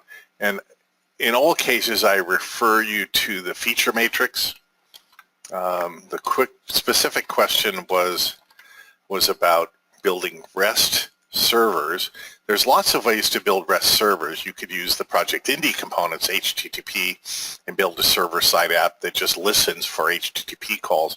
After all, REST is HTTP with some URIs and JSON data in the body. So, but if you look at the feature matrix and go down, if you want to use the REST components, then those are in Pro and Enterprise, I believe. But if you want to build a REST server, there's lots of ways to build a web or REST server, including using web broker. And then we have JSON parsers in the RTL for creating JSON, writing JSON, and parsing JSON. So DataSnap has a REST choice. If you want to say file new DataSnap REST server for multi-tier, you can also, RAD server is REST server. That's our EMS or Enterprise Mobility Server. That's only REST and JSON. So you can check out RAD server or EMS server in the documentation, and that is REST and JSON there. But otherwise, for a REST server, check out Craig Chapman's Building a REST Server skill sprint. I put the link in the Q&A log, and I think in the chat window as well. Okay. What about Xbox and Connect? We don't do anything specific for Xbox. Microsoft is doing some things to allow certain kinds of Windows 10 apps to run on Xbox, but we don't do any specific. We've done things with the Microsoft Connect device, letting you do gestures with the cameras it has built in. Check out some work by Simon Stewart. He had a set of components that worked with the Connect device from Microsoft. HTML5 Builder is still in the RAD Studio pack. That was a question that just came in, and so the answer to that is yes. I think it was quite a lot, so thanks for answering all those. I saw a couple of other questions which are probably worth addressing. There was a question about how to use Android from Starter. So Starter only supports Windows 32-bit, and you need Pro plus Mobile to use Android or iOS, and you can upgrade quite easily. I think we have a link in the chat log. And related to that, there's a question on how to deploy to devices like iPads and Android tablets and that kind of thing. There is a deployment manager in the project menu, which also uses the platform assistant, and there's a link to the documentation about that. It's actually a step-by-step kind of walkthrough about how to deploy an iOS application. Android is slightly different, but there is similar documentation for that as well. I think pretty much everything else was covered. Yeah, I'm just catching up on some of the questions I answered going along the way by typing them in anyway. There are a couple of questions about JSON, actually, about using special characters. So JSON is Unicode, and Delphi strings are Unicode as well, so you can just type in any special characters and they should work. I think there are 6 specific characters like tabs that have escape sequences in JSON. I think it's like \T for a tab character, for example. And there's a link to some documentation that we put in the chat log. But apart from that, JSON's Unicode, Delphi's Unicode. You can just put a character straight in and it should work. Yeah, I put a link to, there's certain escape characters that you might want to encode and special characters, but I put a link to a Stack Overflow. A really good question with some really good answers. So there's another question here about actually using Delphi on Mac. So Delphi currently only runs on Windows, but of course you can deploy to Mac, and you need a Mac as well to deploy to iOS. You can just run Delphi in a virtual machine very easily. In fact, I'm speaking to you right now from a Mac, and I'm running Delphi inside Windows on Parallels. I've used VMware Fusion in the past as well. Both those are very easy, very integrated, very nice solutions for that.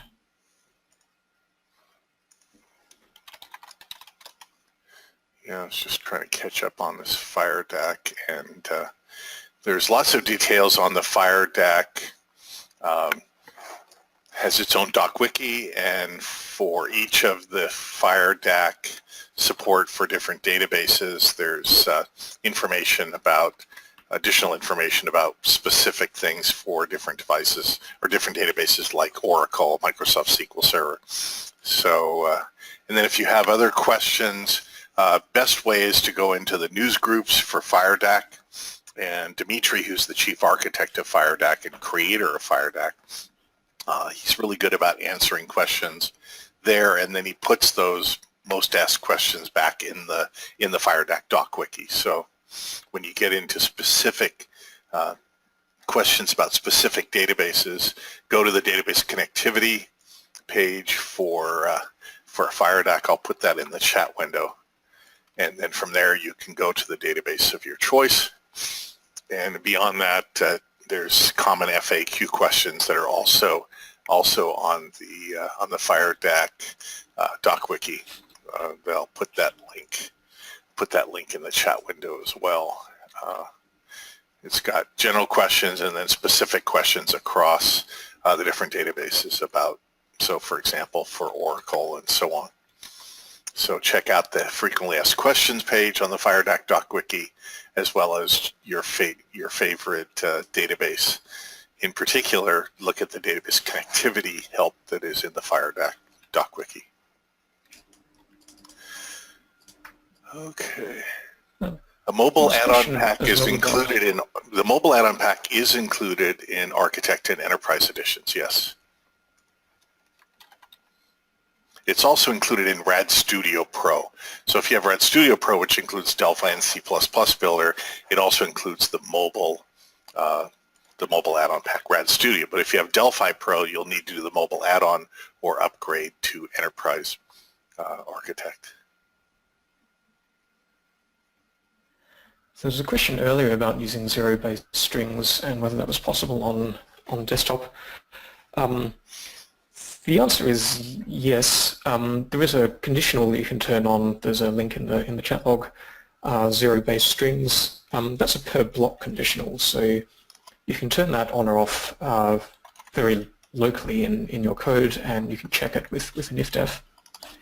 But a much better approach is to use, for example, the low primitives that you might be used to for arrays to get the first and last valid indices. They work with strings now as well.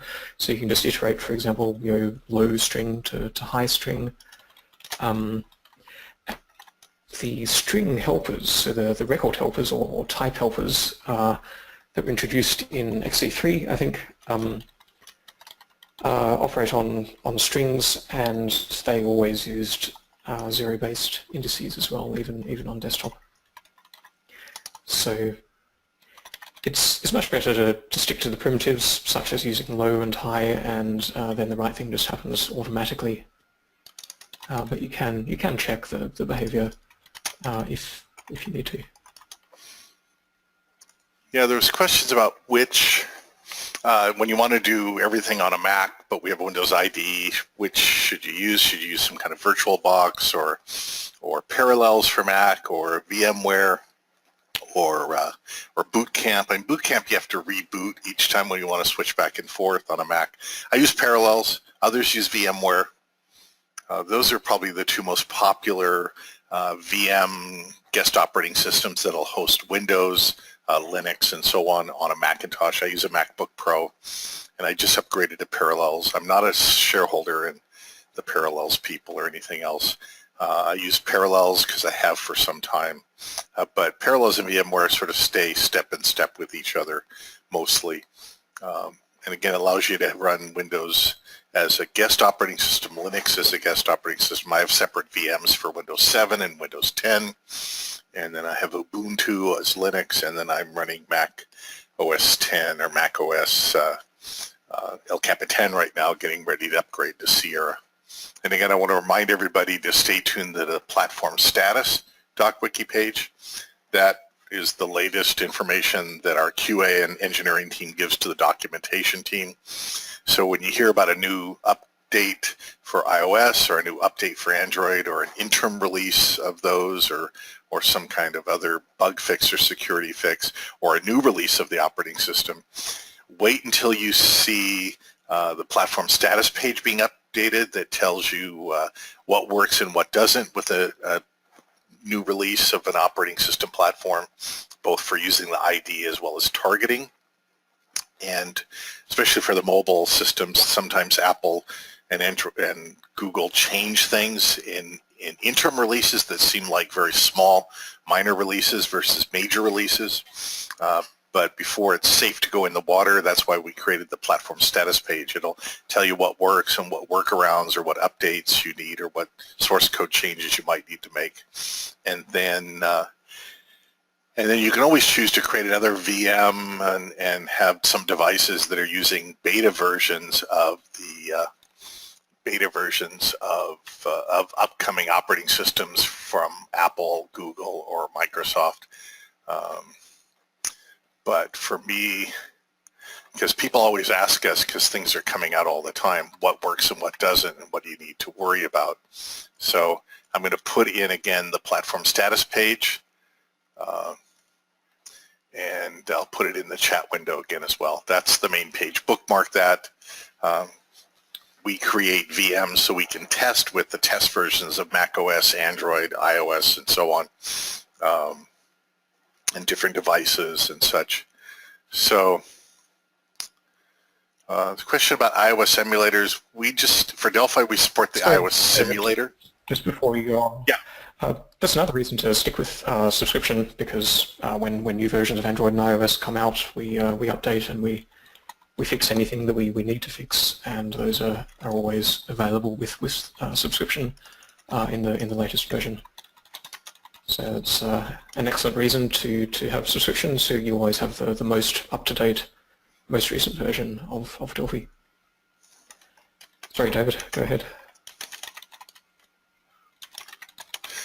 There was no, it was just somebody was asking about what do you do for emulators or simulators for iOS, and there's a couple ways to do that. One is we have direct iOS simulator support, so if you have a Macintosh, you can have your Windows ID connected to a Mac Mini or a MacBook or a Mac iMac or whatever it might be. Mac Mini, you can pick up Mac Mini as long as they're Intel-based Mac Minis that use the operating systems that we require in the platform support, and then you connect them over the network.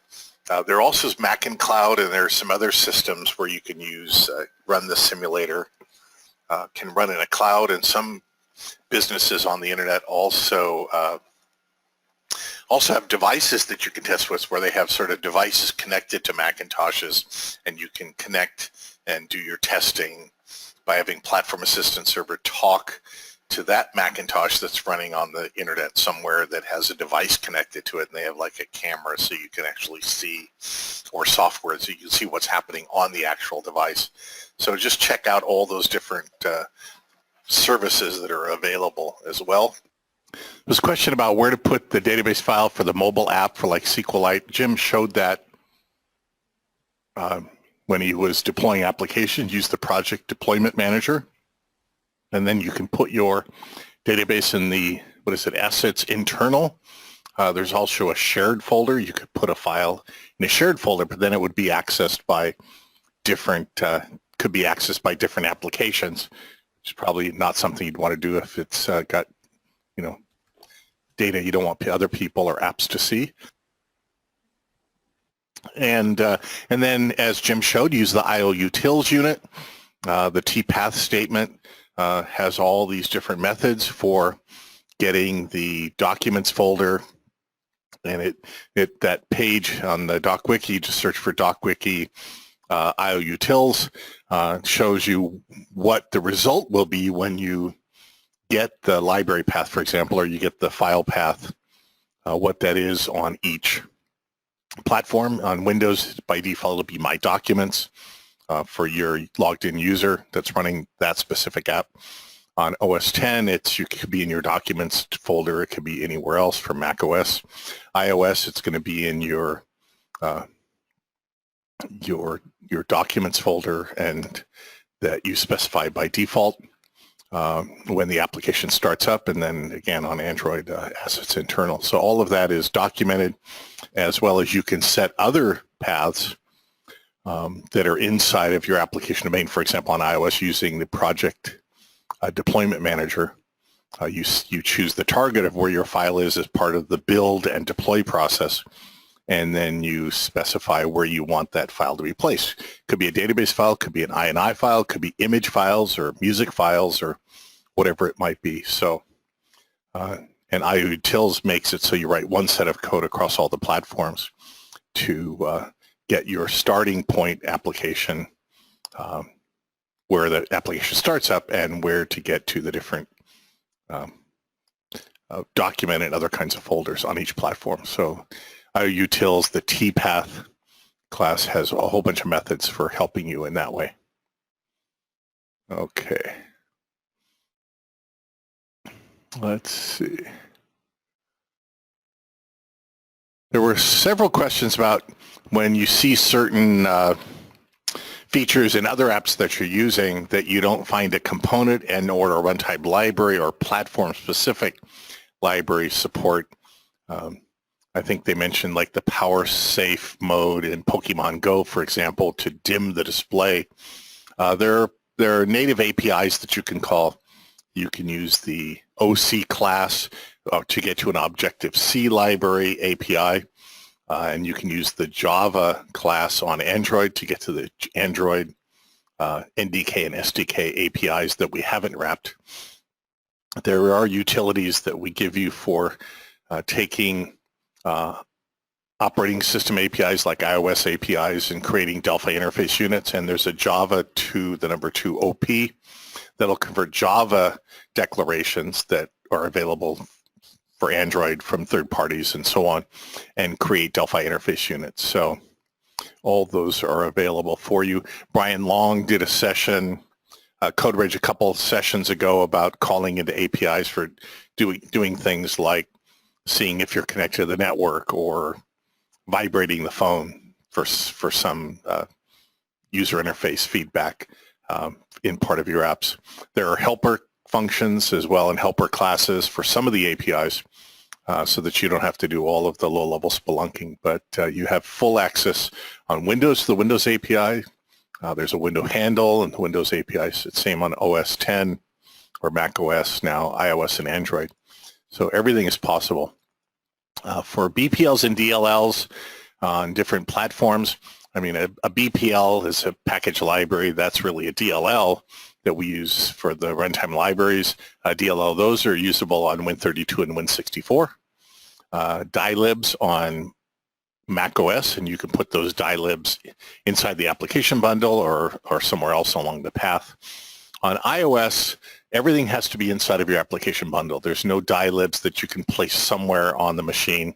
Only Apple really can do that. So you have to bundle in all your static libraries. That's why we give you static libraries for Interbase, for example, when you're building an iOS app, and for SQLite and other things.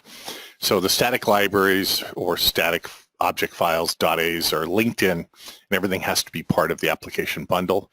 On Android, we bundle the static libraries in. You can also put into an APK file a shared object, which is the Unix, Linux name for a dylib or a DLL, the .so file.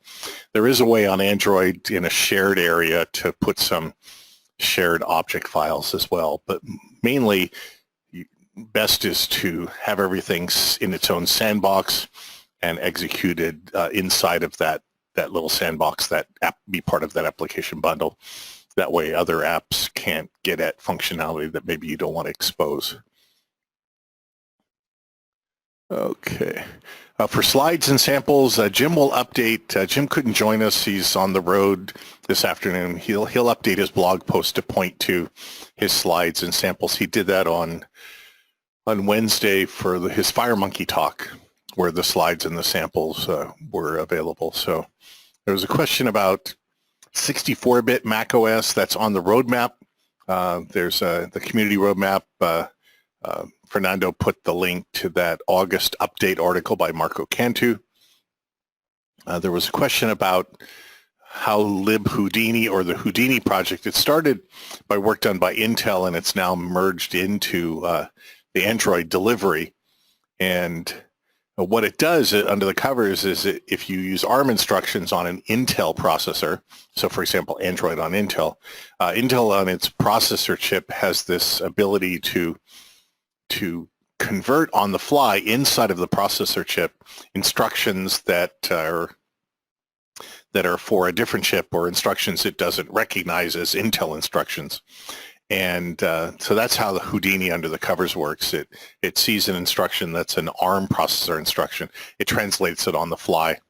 And you can just search for libhoudini or Intel Houdini or Android Houdini project. It's a project, and they have a place if you find some code that you think should run, but it doesn't run on an Intel on Android processor, or Android on Intel processor, you can report a problem, and then they'll work to update the underpinnings for Houdini, where it does this processor exception, translates the instruction, and then continues executing it as it with an equivalent Intel instruction. Let's see. People are asking about calendars and event kit, and then you'll think about HomeKit and HealthKit on iOS and all these other kinds of kits. Where we haven't wrapped all of the frameworks currently, it's just a never-ending work in progress. Again, you have low-level access to all the native APIs, and there's a link there to a Stack Overflow entry about how FireMonkey can access the calendar and events on Android. So that's one way. We can access now in Berlin the address book on iOS and Android. There's a T address book component, and Serena DuPont did a blog post a few months ago, so you can search for that one and look for the T address book documentation in the help and also on the DocWiki. And that allows you to get at the contacts on your phone for iOS and Android. And I think one of the samples that we have is you take a picture and then you attach that picture to a contacts in your contacts application and storage on your smartphone. And so that's a good demonstration of the T address book integration that was added in 10.1 Berlin. Let's see. So there's a question about getting styles installed. I mean, there's two parts of that. There's the styles that you want to put on your hard drive so the IDE and your applications can use them. And there on the user public documents, Embarcadero Studio 18.0, there's a styles folder, and you'll see different subdirectories for the different platforms with the specific styles for Android, iOS, and so on, and some general styles as well. And then there's a link that Fernando put into the working with native and custom FireMonkey styles on the doc wiki for Berlin. So that's in the Q&A log for you. Question here about background application on smartphones and devices. For Delphi, we added support for Android services. So there's an Android services wizard that you can create, and we've got some documentation about that in the doc wiki. And Fernando pointed to Daniele Spinetti's article on using location sensor on Android service. So on Android, we support services in Delphi, and that came in, I think, in Seattle. And then on iOS, there's a setting under project options. I think it's in the version info for setting background. Let me find that that link as well. But there's an option you can set for setting your application to run in the background on iOS. So iOS, I'm doing the same search in Google as well as in the doc wiki. So let me just paste that in, because that comes in handy when you want to,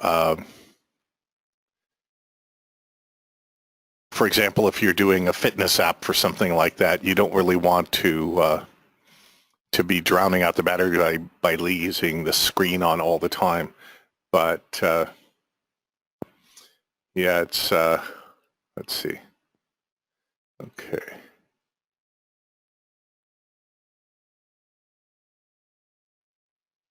Oh, it's not finding that. Well, I put the link in there for deploying your iOS application, and then about background, running the background in the running it in the background, so that way you're not chewing up screen time. If you want to, for example, do fitness tracking using the location sensor and changes of location and so on. Okay.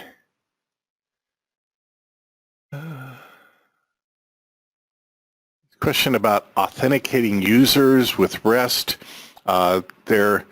We provide several different REST-based components for authorization, including just simple or basic authentication, OAuth 1, OAuth 2, but you could also hook events to do your own custom authentication if you've got your own REST server that you're building.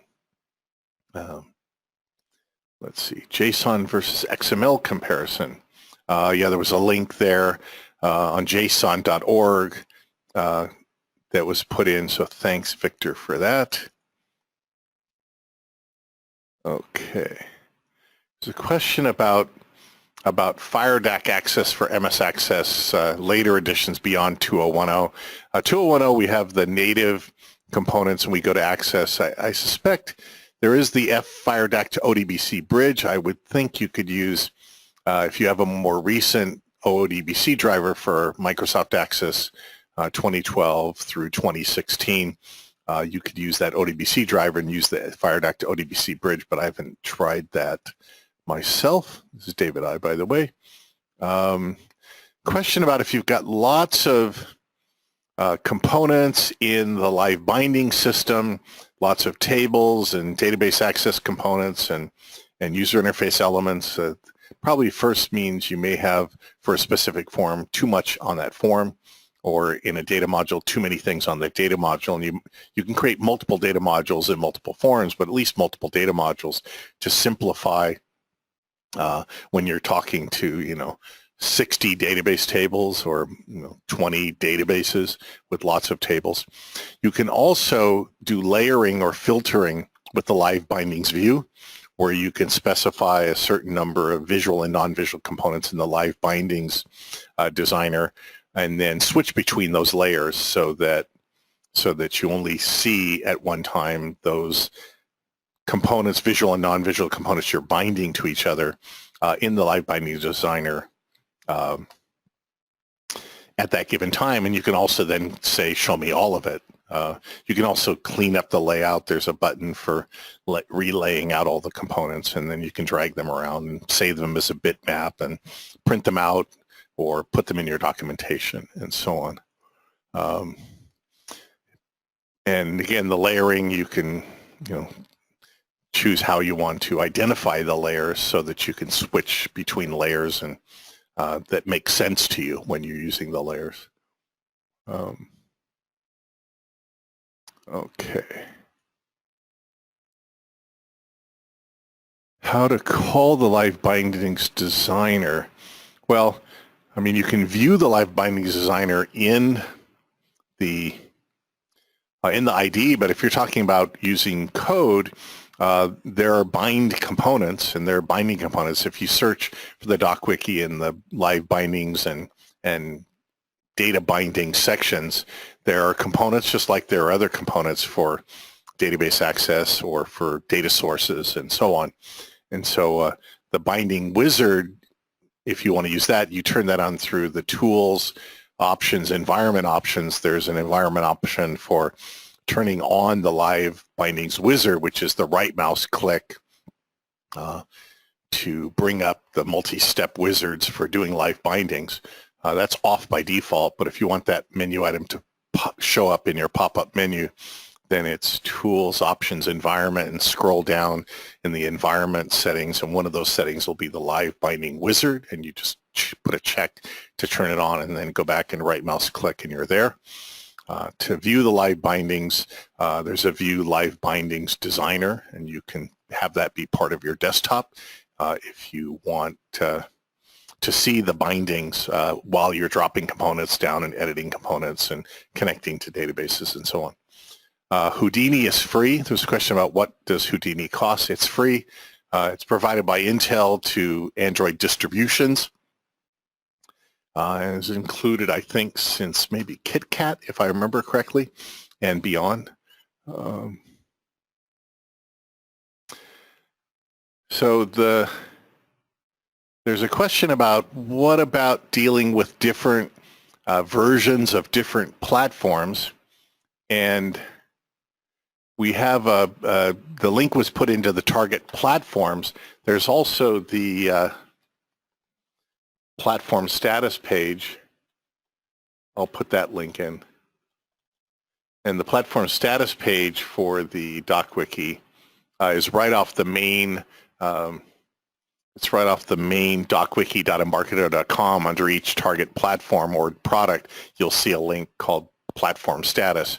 But let me put that link in the Q&A log, and I'll put it in the chat window as well. There it is. So what platform status is for each version of our product from 10.1 Berlin going back to exe4, and then for the different versions that each of those supported of Windows versions, Mac OS, iOS, and Android, we tell you which version is supported, and then if there's an asterisk next to it, you can scroll down to each platform, and we have specific notes about make sure you have update 1 of Seattle, for example, if you want Rad Studio 10 Seattle support for OS 10 El Capitan.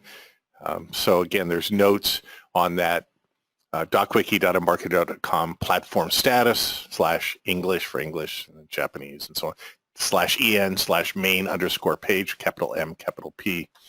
So, and that link is in the chat window. You want to bookmark that and refer to that all the time. We're very close now to the release of Mac OS Sierra, I guess 10.12, Sierra, iOS 10, and then there's Android versions percolating out there all the time as well, and then Microsoft doing updates to Windows 10.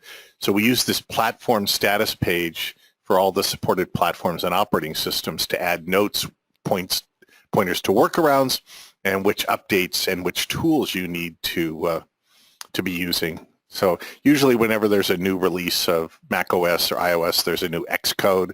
And so that information is on the supported target platforms page in the DocWiki, and which tools you need for developing and deploying, since we don't ship Xcode with Delphi.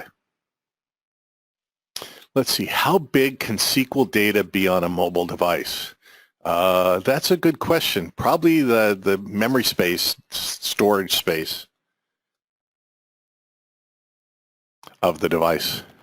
I think some Android devices allow you to put in secondary memory cards, little small drives to give you secondary storage. So I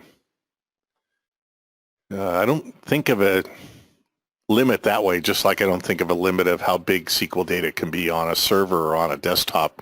It's whatever disk space and memory space. So, I mean, it depends on the database you're using if it has a limitation. If you're using, for example, IB Lite is free to deploy.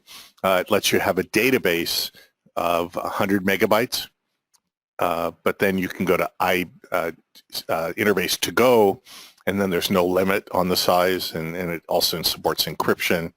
And then Interface Server supports encryption and any size database as well. SQLite, you have to go to each of the database providers to see if there's some limit on how big database can be.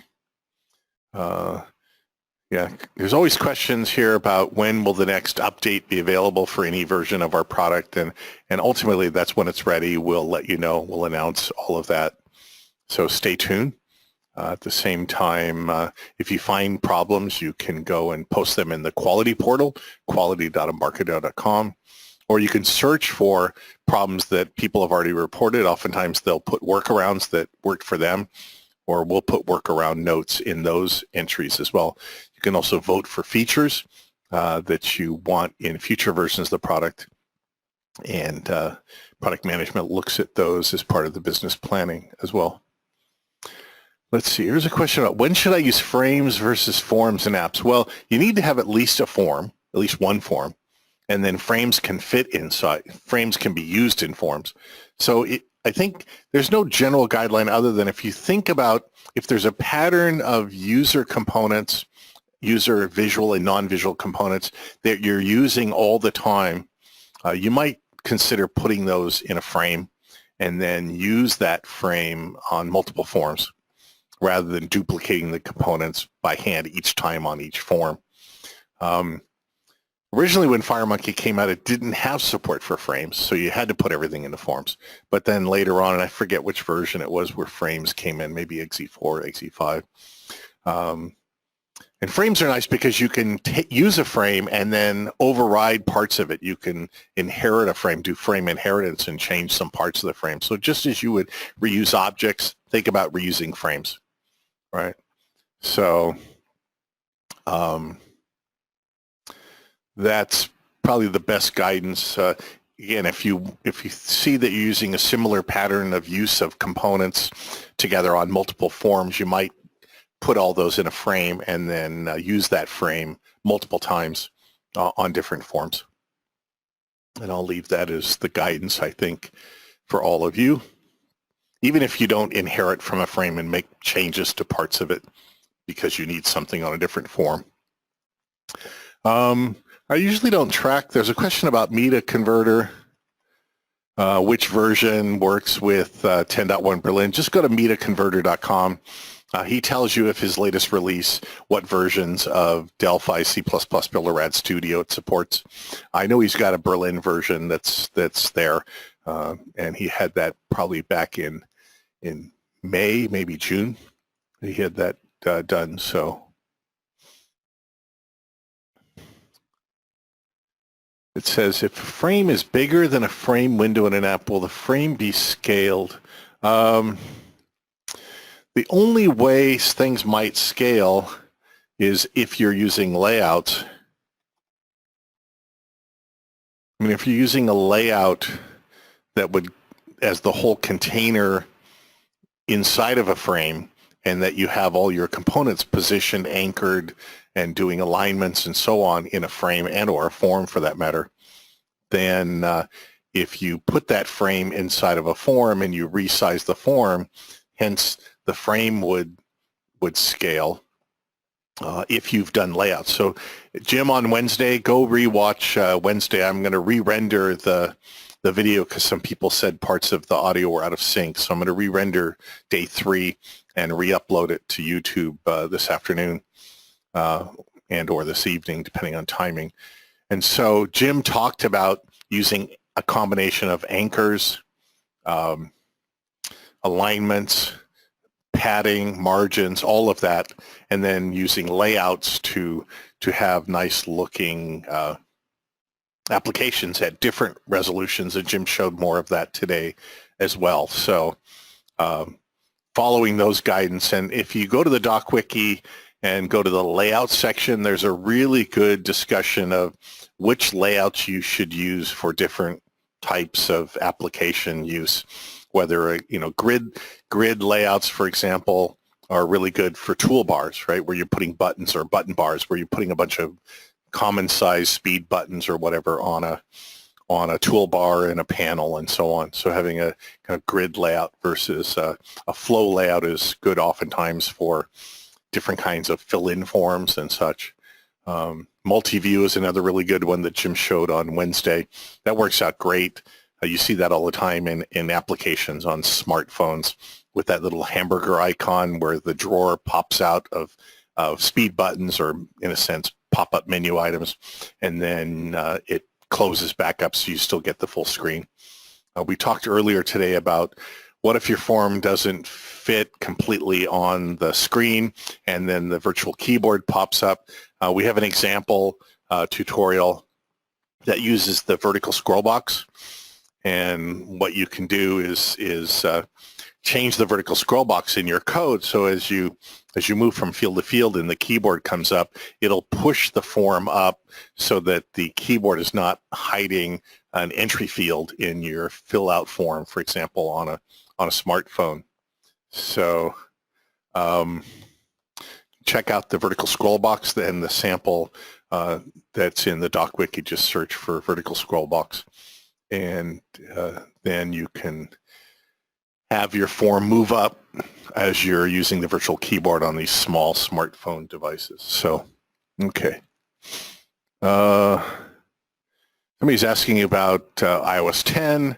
Well, iOS 10 is not out yet. macOS Sierra is not out yet. They're due out soon, and our team has been playing with all of the beta releases or developer preview releases for those. So stay tuned to get to that platform status page. We will update the platform status page for once macOS 10.12 comes out and iOS 10 comes out. So they're still not out yet, and we found that we track all along the way as these different platforms are in field test and beta and preview releases. But occasionally Apple, Microsoft, and others put little changes right at the last minute. We've seen that happen before. So even if we said this is the final beta and we were supporting it, if something got changed by Microsoft or Google or Apple at the last minute, we'd still have to respond and do something else to it. So what we do is we have lots of virtual machines, and we have our machine that works with the deployed operating system and our shipping product. And then many of us have separate VMs and separate devices where we have the test versions of iOS and Android and so on. And our QA teams are constantly testing to see if anything's getting broken, and also new features that we need to wrap with interface units and or components for new features. So that's a never-ending process. We signed up for that when we first started supporting more than just Windows only. So stay tuned. And again, bookmark that platform status page in the doc wiki. And when we say iOS 10 and that maybe you need an update or a workaround or a new source file, that'll be in the notes with little asterisks that'll be on that platform status page when you scroll down for each platform and each version of the product. So That's how we do it. And that's the page you really want to be alerted when changes are made to it, the platform status page. And also Marco Cantu, Jim McKeith, everybody, Serena, everybody blogs when the new operating systems are released, and to let you know when it's safe to go in the water. Okay. Let's see. Is there a mobile platform version of file-based database as in client dataset? You can still use client dataset on iOS and Android. You can use TFD memtable, which is the FireDAC in-memory dataset. Both of those client dataset and FD memtable can persist their data to local files, to either an internal format or maybe a JSON format. In client dataset, I think, also had its own called CDS file. It's just a binary format of the data. So you can still use a client dataset and TFD memtable on all platforms: Windows, Mac OS, iOS, and Android. So both of those. So you can use client dataset, TFD memtable,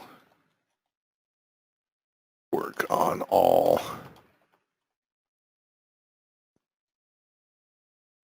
platforms. Okay. So yeah, you can keep your client dataset code if you want with your filters and aggregations, or you can use TFD memtable and its ability to do operations as well. Okay, I don't know if David M., I know Jim is on the road. He's sort of Skyping back and forth. I'm here, yes. Okay, I don't know if there was other things over on either Facebook or YouTube that were... I think a couple of other questions. There were some questions about all the days being up on YouTube, and yeah, we have a playlist up on YouTube, but even better than using that would be to use the blog posts, because we have a blog entry for each day on blogs.embarcadero.com, and as well as including the YouTube link, each entry includes downloadable source or resource links and other things like that. So on, yeah, I know. If for people who use slides, there's slide links. I didn't use slides on day one, so but That's right. Yeah. And I put the... Yeah, but lots of material. Yep. There's a question as well about people who have who want to move to like a snazzier UI, and you're moving from VCL to FireMonkey. I think we probably touched on this earlier, actually, because David, you were talking about using MIDA converter. But yeah, moving to FMX, I mean, that works on all platforms, and it does give you support for a lot of very nice UI features, for graphics and animations and effects and transitions, and your scaling, and of course you can have all the different UI layouts depending on the platform and that kind of thing. So yes, no, that's definitely a good move to make if you want that kind of UI tweak. And let's see, there's a question about using Android on Starter, and Starter only includes Win32 support out of the box, so you have to upgrade to the Professional with mobile add-on pack to get iOS and Android. Yeah, there's we actually have a...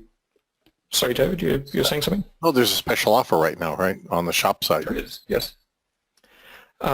So you can upgrade from Starter, and of course you got Starter from free, but you can also upgrade not just to Pro, but to Pro plus Mobile for, I think, the same price as just Pro right now.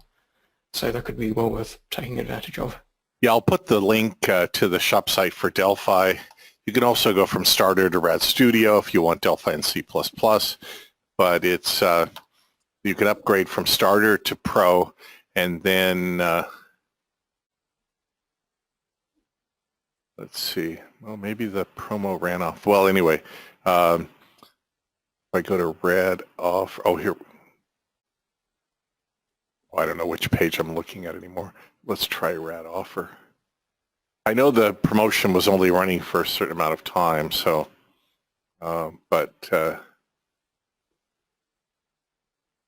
yeah. So if you go to the Rad offer page, I'll put that in the chat window. as well.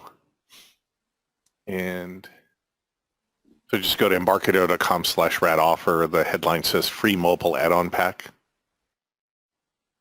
So it says buy or upgrade to the professional edition and receive the mobile add-on pack for free. So that's from contact our sales office or resellers. Yep. Then if you need client server or remote database support and you have Pro, then there's the Rad FireDAC client server add-on pack. Go ahead, David. Great, thanks. The discussion here is all about using Delphi on macOS. So the IDE itself only runs on Windows, but of course you can build and deploy projects to macOS as well as to iOS and Android and Linux Server soon in the next release. But what you can do is you can run the IDE in Windows in a virtual machine, like Parallels or VMware Fusion. I think David, you and I both use Parallels, but I've used VMware Fusion in the past as well. They're both excellent products. And in fact, that's what I do. I'm talking to you now from a Mac, and I have a VM running with Delphi. So that's a good solution. Yeah, for a while I was using VMware, but there was somewhere along the way years ago where Parallels did something better for me doing Mac and iOS and Windows development. So I got on the Parallels for Mac desktop. I'm up to version 12 now, the latest version that supports Sierra. And but then what usually happens is one of the two of those, VMware Fusion or Parallels, sort of leapfrogs the other one. I just gave up switching back and forth between them and upgrading both of them. But you can look at those. Some people use VirtualBox and some people just reboot their Macintosh to go between Windows and Mac. I find that because of the way the IDE running on Windows, that Boot Camp doesn't work for me. Some people have a Windows notebook or desktop and they have a Mac Mini because they're pretty cheap. You just need an Intel-based Mac Mini. Put it on the network next to your machine, hook your iOS device into it, and do your development that way. That's a really low-cost solution too. You can probably pick up a used Mac Mini for a couple $100 US. Again, make sure it can run latest versions of the operating system, that it has Intel processor with memory that's required, and the system requirements for doing development are on the doc wiki and in the data sheet as well. So there's a question on this end about, can third-party components be used on mobile just as easy as on desktop? Well, it depends on where those visual components inherit from. But we have third-party vendors who have components for mobile, including TMS software and others. There's some third-party vendors and tech partners who are still only supporting VCL and Windows. But yes, T-Chart, for example, we ship a subset of T-Chart in the Pro Edition and above, and Steema software has full T-Chart for multi-platforms for Windows, Mac, iOS, and Android. So yes, visual controls can be moved over. TMS also has, they've created component wrappers for all the native controls for iOS and Mac OS, and you can purchase those component wrappers direct from them if you want to use ICL and MCL libraries to do native code. On FireMonkey, you just there's a setting on each component whether you want it to use styled or native. You'll see that on if you put a button down or you put an edit box down or a memo down, and it puts a little gray bitmap in the corner of the display area on the form designer to let you know that you've got a native. It has a little smartphone looking thing, versus if it's styled, then it's just an empty edit container or memo. And the team, I think, David, you could probably answer this better, is continuing to work on adding more native control support. Right now you can mix native and styled, but then you have to think about Z order and so on. You can always say native, but if there isn't one, then FireMonkey under the covers will fall back to styled. But I know the team's working on adding more native controls support right into FireMonkey. That's right, yeah. So we have native controls on iOS and Windows at the moment, and we have some items in the roadmap for our plans for adding native controls to Android. So check the roadmap for details on that. There's a question here that harks back to something I said about the FMX on different platforms, which was a query about using different UEs for each platform. So yes, the way to do that is to use the multi-device designer. And so I'm not sure if Jim covered that today or not, but basically you create your UE as you normally would in the form designer. And there's a drop-down combo box up the top where you can choose several platforms, and you can tweak or change the UE per platform. Conceptually, it's a bit like subclassing codes. You have your main master view, and then you have the conceptually subclassing, I suppose, per platform. And so per platform, you can change or tweak your UE as much as you want. And then what happens is that the right version for that platform will be loaded when the form is created. So you can create an iPad version and an Android phone version and that kind of thing. And then when you build your application and when you run your application, the right version will be loaded depending on what device the app is actually running on, which is very cool. Saves a lot of time doing different UE design and that kind of thing based on different form factors and different devices and that kind of thing. It's very useful. Someone was asking what I recommend for database on mobile platforms today, and for me, IB Lite is free to deploy. It's full ANSI SQL 92. It just has a 100 megabyte limit on the database size, but it's full SQL, full data types, stored procedures, triggers, all of that, and then you can quickly change to Interbase to Go, which adds full size and encryption. And all you do is change the deployment option in Project Deployment Manager, and then you get a key you purchase for a number of for the deployment for an IB to Go. But you can start with IB Lite. You actually get a key when you purchase client server add-on pack or the different or the Pro and Enterprise editions. You get IB Lite key. And then you can deploy, and then if your SQL database starts getting larger for your mobile app, you can come back and purchase an Interbase to Go deployment key from our sales office as a reselling partner. So it's a great way to start. And again, the beauty is full SQL, fully compatible across the different platforms for IB Lite, and then Interbase to Go gives you encryption at the database and at the column level. And then if you want to go to multi-tier, then you could have Interbase running on a server, Windows Server, Linux server, and so on. And it's the same metadata. You just take the same Interbase database file and copy it between mobile and server and desktop without having to change anything in the database itself. They're all compatible across the different platforms, the data and metadata as well. Let's see. Well, the mobile preview pane support landscape. It supports landscape and portrait, and the live preview gives you that on each device that you connect. So you could see in the preview in the IDE what it looks like. In the designer, you just click the portrait landscape toggle in the upper right-hand corner of the design window.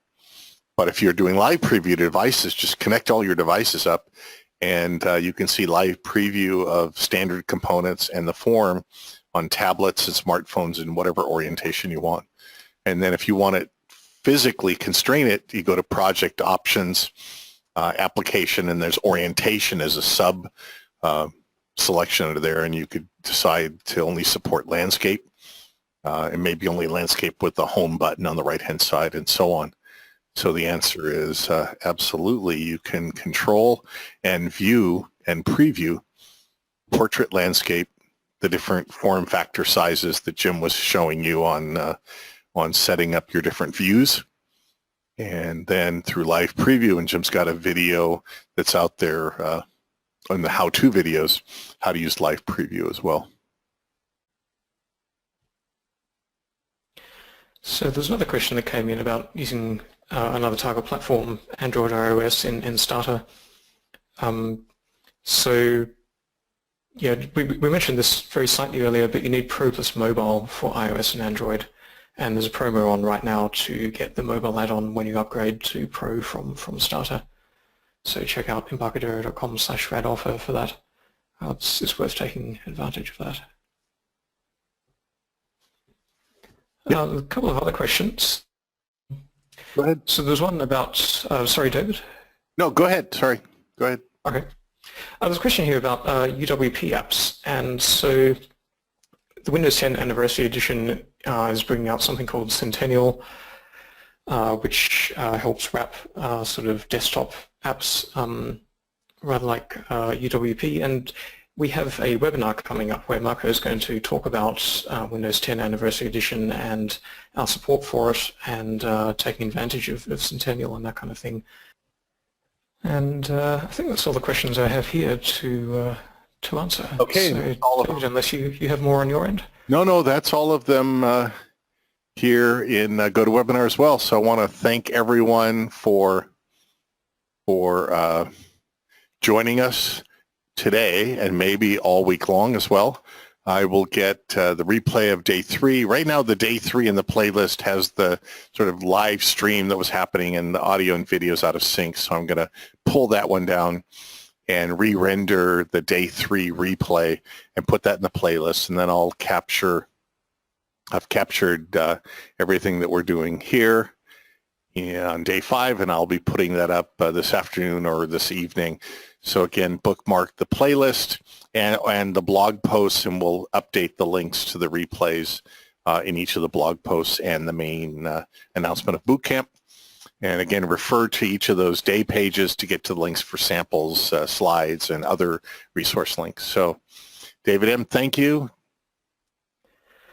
Well, thank you too, David, and thank you everyone who attended and who asked all the questions. And it's been a fantastic webinar, I think. So thank you all.